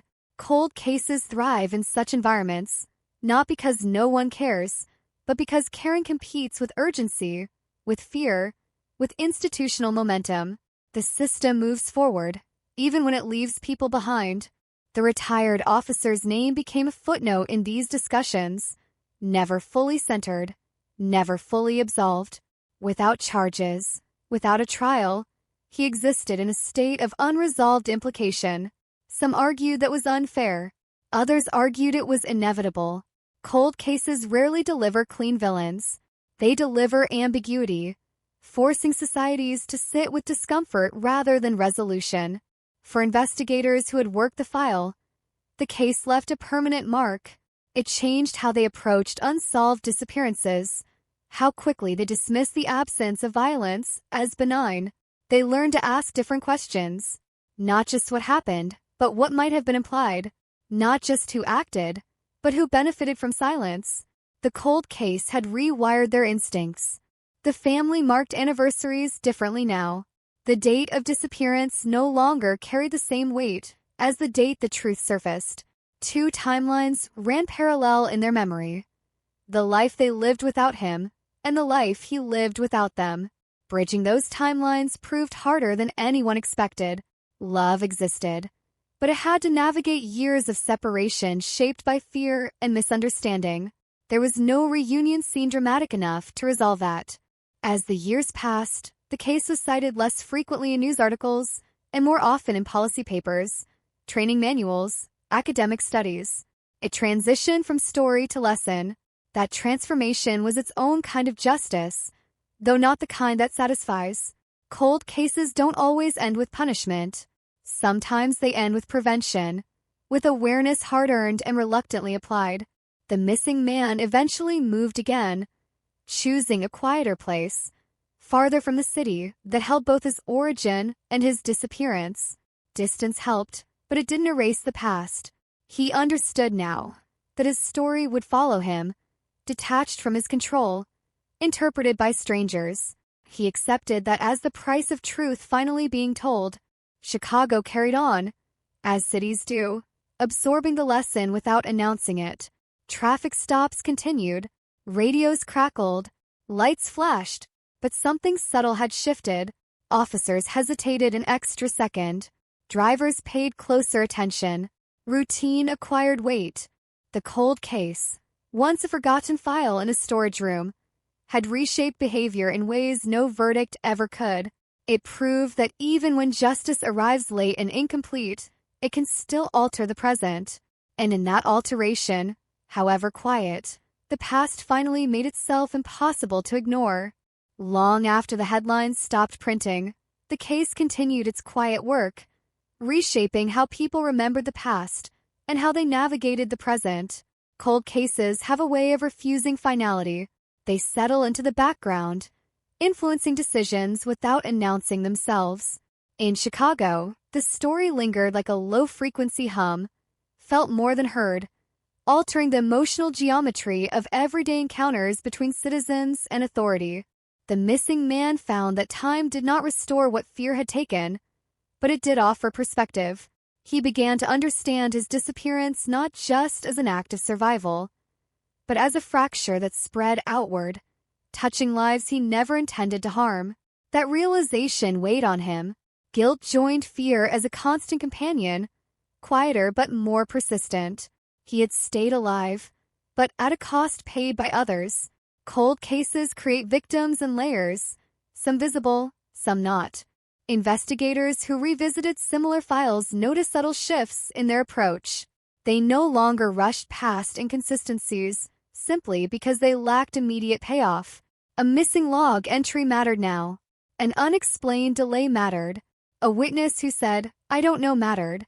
The Chicago 1992 cold case had taught them that absence is not neutrality. Silence is rarely empty.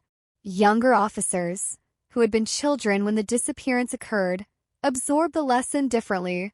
For them, the case was history, something studied rather than lived. Yet it influenced them all the same. They learned that professionalism is not defined solely by adherence to procedure, but by an awareness of how procedure can be misused. Routine, they were told, is only safe when it is transparent. The city's relationship with its own memory grew more complicated. Monuments honor the dead. Plaques commemorate victories. But how do you mark a moment defined by absence? By what almost no one saw and no one recorded? The cold case resisted memorialization. It existed in conversations, in training sessions, in cautious glances exchanged during traffic stops. Its legacy was behavioral rather than physical. The family continued their careful rebuilding, discovering that reconciliation is not a destination, but a process. Trust, once broken by circumstance rather than intention, had to be reconstructed slowly. They learned to speak honestly about resentment without letting it calcify. They learned that love could survive contradiction. Cold cases force families to live in paradox, holding relief and grief at the same time. Public interest resurfaced occasionally, sparked by anniversaries or new debates about policing. Each resurgence brought the same questions, framed slightly differently. Could this happen again? Has enough changed? The answers were never definitive. Progress is uneven. Systems evolve, but human behavior lags. The cold case served as both reassurance and warning. Awareness reduces risk, but it does not eliminate it. The retired officer remained absent from the public narrative, a void that invited speculation but resisted conclusion. Without legal resolution, his role existed in a liminal space between accusation and uncertainty. That ambiguity frustrated many, yet it also underscored a central truth of cold cases. Clarity is not guaranteed. Sometimes the most honest ending is an incomplete one. In academic circles, the case became shorthand for a specific kind of disappearance, one driven not by violence but by implied threat. Scholars trace similar patterns across jurisdictions and decades, uncovering stories that never reached headlines. The Chicago case stood out not because it was unique, but because it was revealed. Countless others likely remained hidden, their subjects too afraid, too isolated, or too erased to ever resurface. The missing man occasionally returned to that night in his thoughts, replaying it with the benefit of hindsight. He wondered what might have happened if he'd resisted, if he'd reported the threat, if he'd trusted someone to intervene. Each hypothetical led nowhere. Survival choices are made without the luxury of future knowledge. Cold cases demand empathy for decisions made under pressure that outsiders can only imagine. Chicago itself continued to change, shedding old skins, adopting new ones. Neighborhoods transformed, demographics shifted, yet beneath the visible evolution, the city carried its accumulated lessons. The cold case had joined that hidden curriculum, influencing how the city understood authority, vulnerability, and the quiet ways power operates. In the end, the case did not close with a final revelation or a dramatic reckoning. It settled into something more enduring, a reminder that truth can arrive late and still matter, that routine can conceal extraordinary consequences, that cold cases are not relics of the past, but active forces shaping the present. And as traffic continued to flow through Chicago's streets, lights flashing briefly against windshields before fading away, the city remembered, without ceremony, without headlines, that sometimes the most important stories are the ones that take decades to fully hear. By the time the case reached its 9th decade-spanning ripple, it no longer belonged to any single person or department. It had become part of the city's internal language, a reference point that surfaced whenever someone asked why procedures mattered, why records had to be complete, why nothing happened, was never an acceptable conclusion. Cold cases do that when they linger long enough. They stop being mysteries and start being mirrors. The missing man learned to live with the way strangers looked at him when they recognized his name. Curiosity mixed with judgment, sympathy tangled with suspicion. Some treated him as a survivor. Others treated him as an enigma they felt entitled to solve. He stopped correcting people. He understood that once a cold case enters public consciousness, ownership dissolves. The story no longer belonged to him alone. It belonged to interpretation. He returned to Chicago only rarely now. When he did, the city felt heavier than memory suggested. Every familiar corner carried a shadow of what might have been. The street where his car had been found no longer looked dangerous, which somehow made it worse. Ordinary places gain a quiet menace when you know what they can hide. Cold cases infect geography. They turn coordinates into reminders. Investigators who had shepherded the case to its belated resolution noticed how often it was cited incorrectly. Details blurred, timelines warped, motives were invented to make the story cleaner. They resisted the urge to correct every misrepresentation. The core truth had survived. That was enough. Cold cases don't stay intact once they leave official files. They evolve into something closer to folklore, shaped by the needs of those who retell them. Younger journalists approach the story differently than their predecessors. They focus less on blame and more on systems, less on the missing man's decision, and more on the conditions that made that decision plausible. The shift was subtle but significant. It suggested a growing understanding that individual actions rarely exist in isolation. Cold cases expose ecosystems, not just events. Policymakers reference the case when arguing for oversight, for transparency, for technological safeguards that reduce reliance on memory and discretion. The argument was simple and difficult to refute. If the truth had not surfaced by chance, it might never have surfaced at all. Justice that depends on coincidence is not justice. It is luck, and luck is not a system. The family found a fragile equilibrium. They no longer chased closure. They accepted that closure was a concept invented for stories with clean endings. Their reality was messier.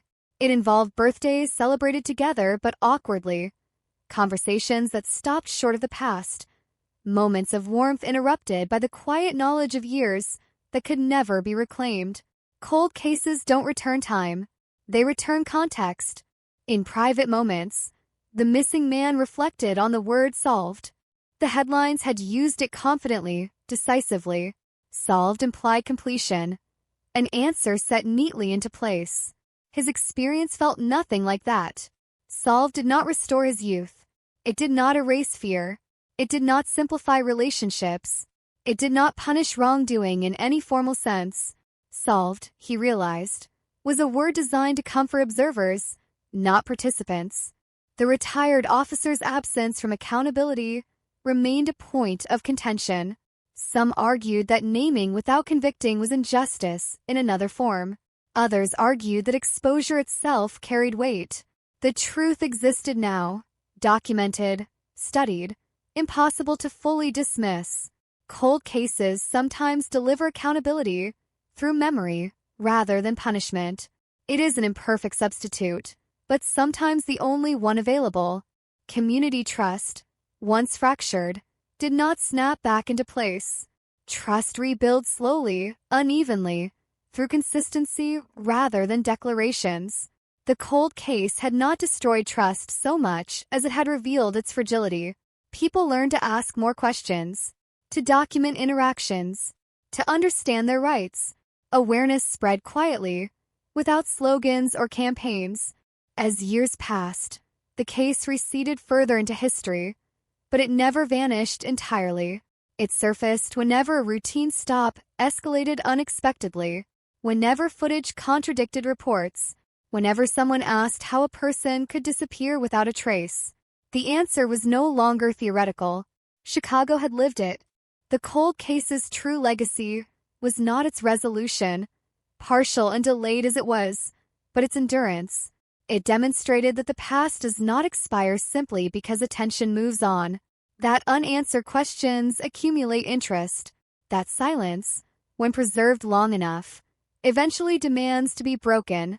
And somewhere in the city's vast archive of stories, between crimes that ended violently and those that never ended at all, the Chicago 1992 cold case remained what it had always been at its core.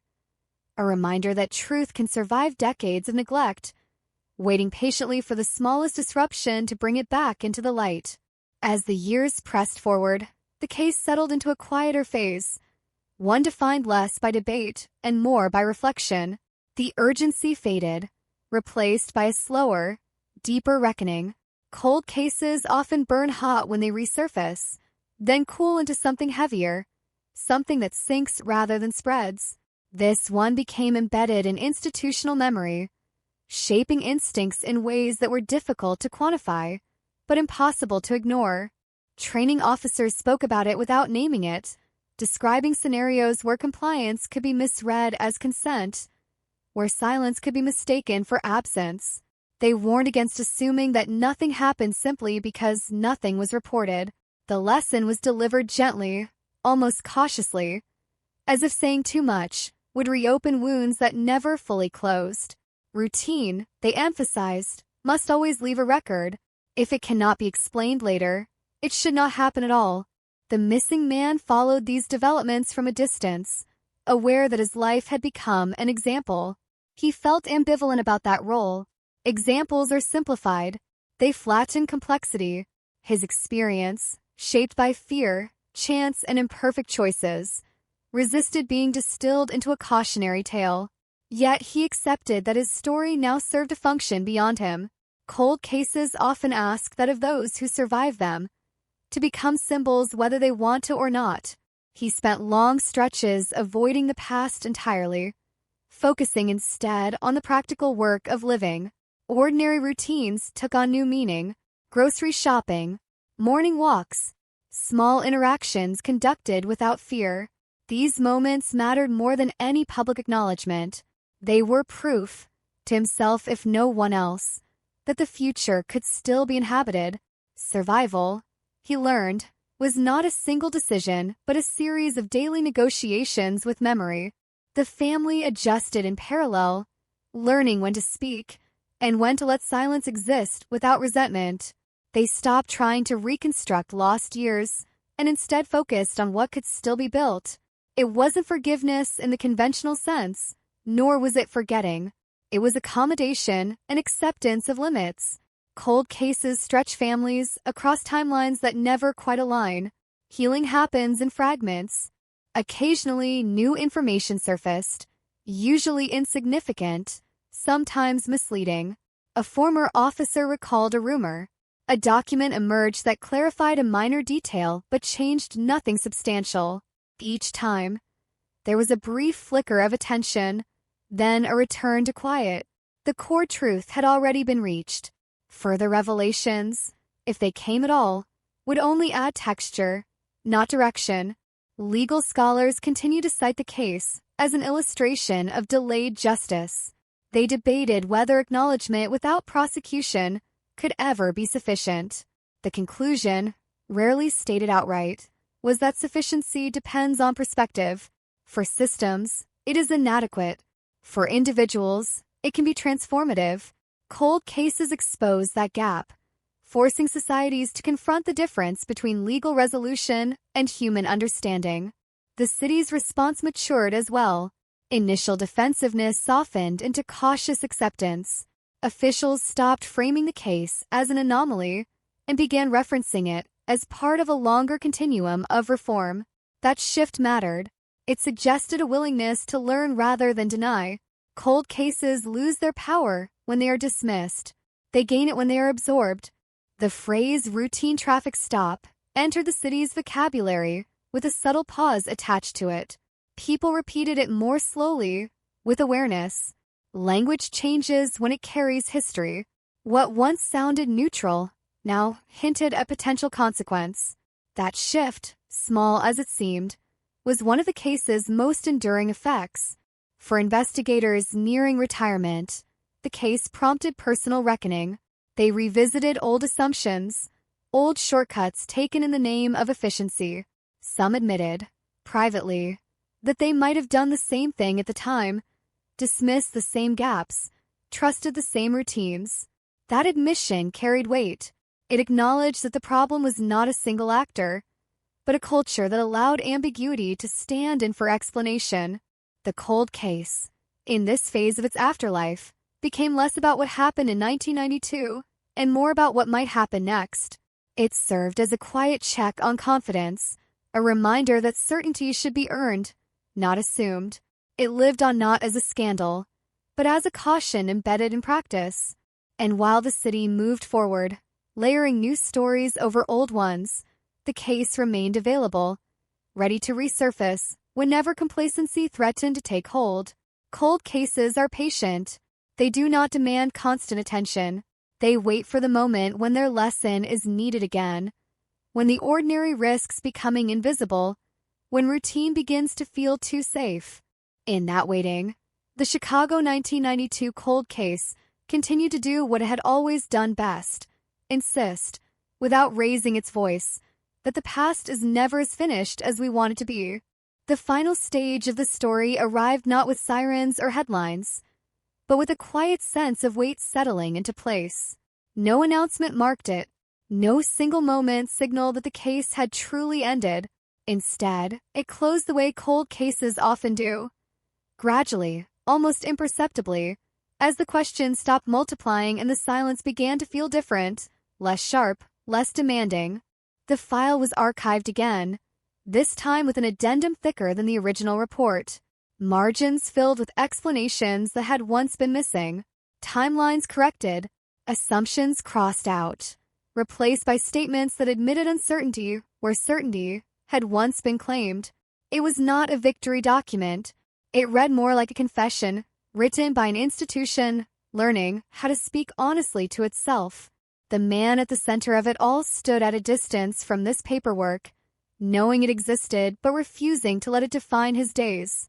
He had learned that closure, when it comes at all, rarely feels cinematic. It doesn't resolve tension so much as redistribute it. The fear that once dominated his thoughts had softened into vigilance, a quieter companion that no longer shouted but never fully left. He still drove carefully, still noticed police lights in his mirrors with a flicker of instinctive dread. Trauma does not disappear when truth emerges. It reorganizes itself. The cold case had given him validation, but it had not returned what was lost. Time remained gone. Youth remained unrecoverable. What changed was the meaning attached to that absence. It was no longer his burden alone. In the neighborhoods touched by the case, stories continued to circulate, altered slightly with each retelling. Some details blurred, others sharpened. That was inevitable. Cold cases become folklore when they linger long enough, their facts competing with the emotions they provoke. Yet beneath the variations, the core remained intact. A routine moment, trusted by default, had concealed something extraordinary. Younger residents heard the story secondhand and struggled to imagine a time before body cameras, before digital records, before constant documentation. The idea that someone could vanish into ambiguity felt implausible to them. That disbelief was, in its own way, a sign of progress. It meant systems had changed enough to make the past seem unreal. For those who remembered 1992 clearly, the case remained a reference point, a quiet marker dividing eras. Before, when trust was automatic. After, when it had to be earned. Cold cases redraw those boundaries. They force communities to admit that what felt safe was sometimes only unexamined. The officers involved faded into obscurity, their names rarely spoken now, not because they were forgiven, and not because they were forgotten, but because the story no longer needed villains to function. The truth was larger than individual blame. It lived in procedures, in unchecked authority, in the confidence that nothing would ever be questioned later. That confidence had been dismantled, slowly, reluctantly, but permanently.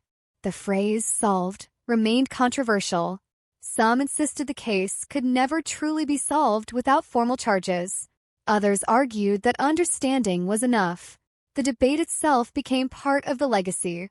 Cold cases challenge the definition of resolution. They ask whether justice is an outcome, a process, or simply the refusal to look away once doubt appears. In the end, what lingered most was not anger, but awareness. A subtle shift in how ordinary moments were perceived. A traffic stop no longer existed as a blank space in memory. It carried history. It carried possibility. It demanded attention. The Chicago 1992 cold case settled into that space, not screaming for remembrance, not begging for judgment, but waiting, like all unresolved truths, to remind anyone willing to listen that routine is never just routine. that silence can hide entire lives, and that even decades later, the past retains the power to surface, steady and undeniable, asking only to be acknowledged. Long after the case stopped appearing in reports and lectures, it continued its quieter work in places that were harder to measure. It surfaced in hesitation, in second thoughts, in moments when someone chose to document instead of dismiss, to ask one more question instead of moving on. Cold cases rarely end when the paperwork does. They migrate. They settle into habits. The city aged. Streets were repaved. Buildings changed names. People who had once crowded around televisions during the early coverage now struggled to remember the faces involved. Memory thinned, as it always does. But certain phrases endured, floating just beneath the surface of civic consciousness, ready to reappear when circumstances aligned. Routine traffic stop. Unaccounted hours. Missing with no record. Words like these do not expire easily. The man whose disappearance had ignited it all noticed this persistence in unexpected ways. A stranger once recognized his name on a mailing list and paused, searching his face, unsure whether to speak. Another time, a journalist reached out, years too late, hoping for a quote that would neatly summarize survival. He declined both. He had learned that not every echo deserved a response. Some stories continue without commentary. What he did allow himself was observation.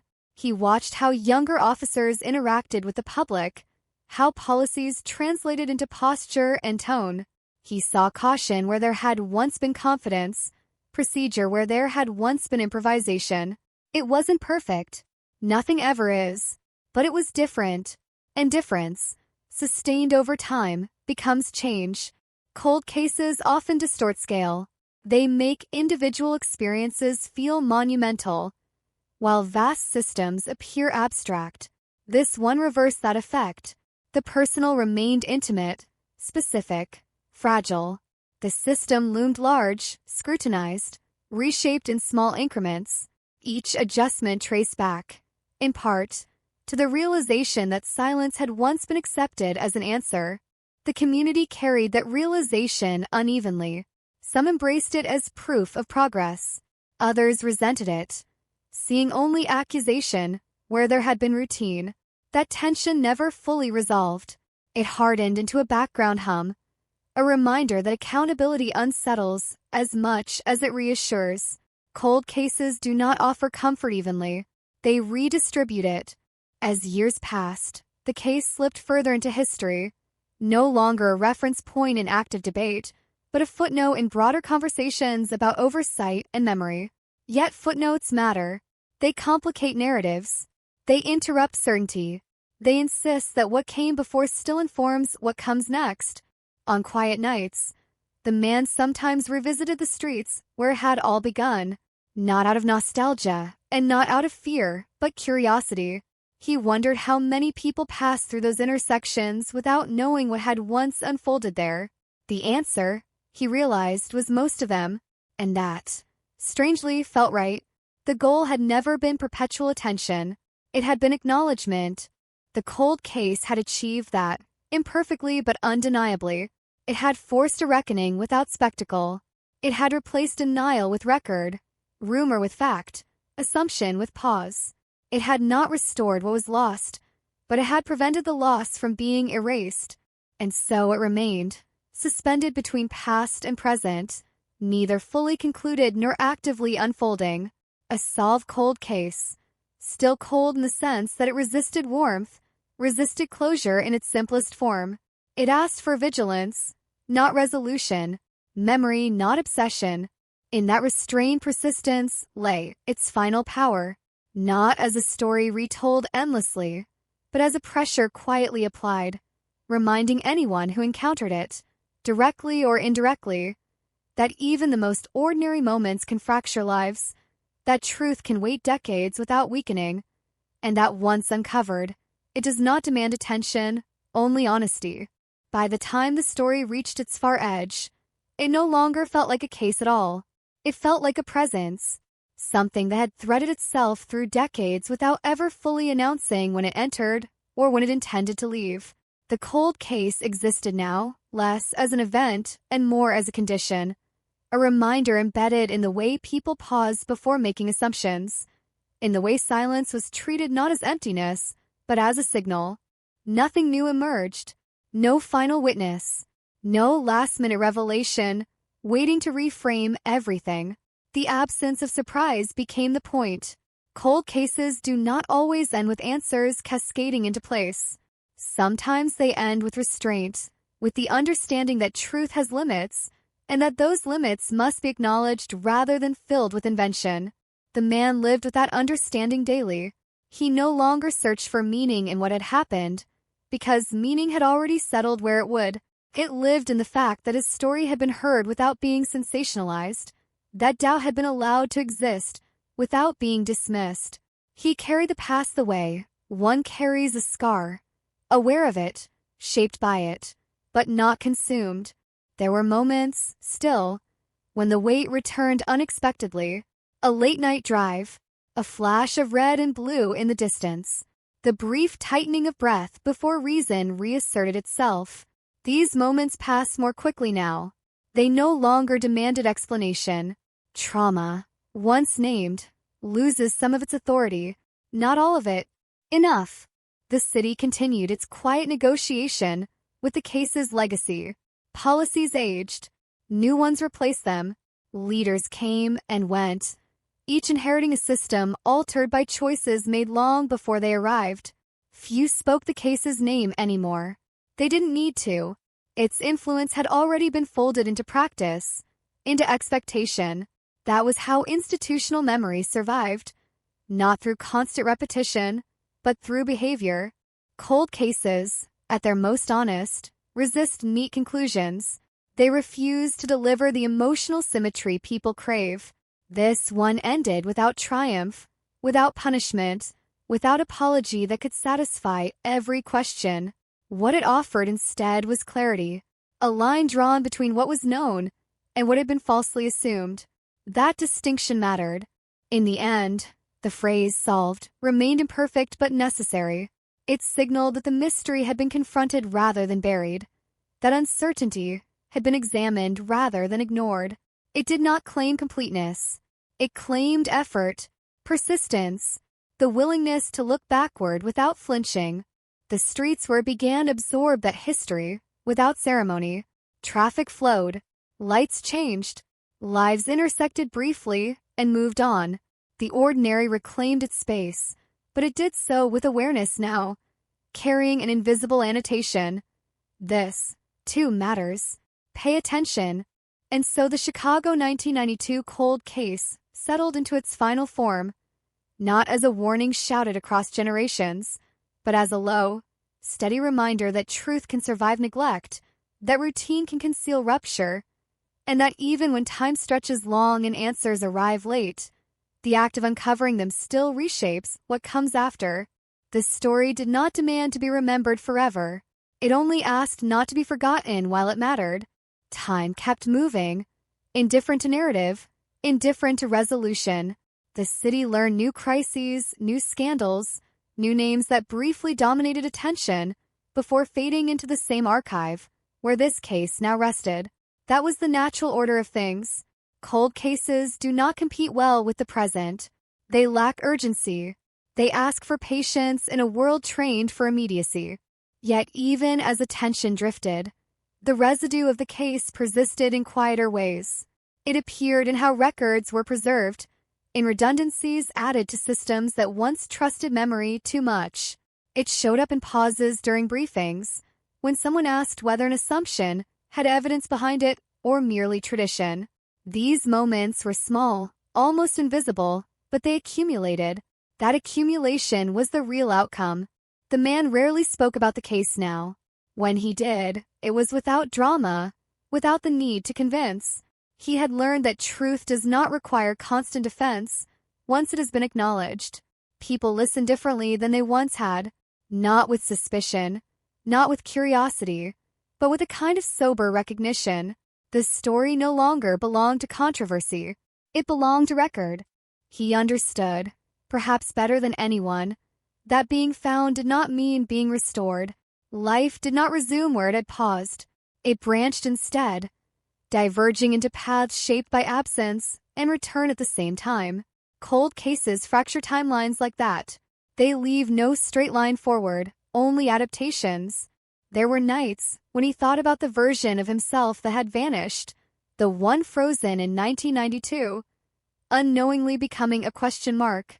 That version felt distant now, almost fictional, yet it had carried the weight long enough for answers to catch up. That endurance mattered. Survival is not always loud. Sometimes it is simply outlasting confusion.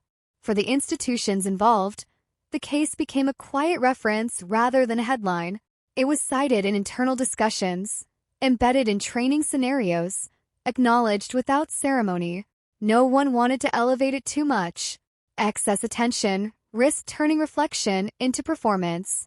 The lesson had already been learned the hard way. Cold cases teach restraint when they are taken seriously. They caution against certainty. They remind investigators that what feels resolved in the moment may unravel later under different light. This case reinforced that truth without demanding constant rehearsal. It trusted memory to do its work. The city's relationship with its past matured as a result. Not healed, matured. There was less eagerness to declare closure, more willingness to sit with unresolved edges. That shift did not erase harm, but it changed how harm was addressed. Cold cases, when acknowledged honestly, do that. They reframe responsibility. As years folded into decades, the story's sharpest angles softened, not because they were forgotten, but because they no longer needed emphasis. The facts stood on their own. They had survived scrutiny, doubt, and delay. They would survive time as well.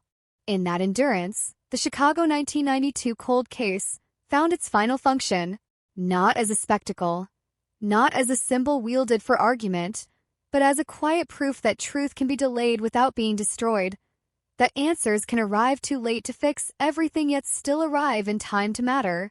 And somewhere between past and present, between routine and rupture, the case remained, settled, but never trivial, complete enough to be understood, incomplete enough to be remembered. What remained at the very end was not a revelation, but a kind of stillness. The case had traveled as far as it could travel, without becoming something else entirely. Any further movement would have meant speculation, invention, noise.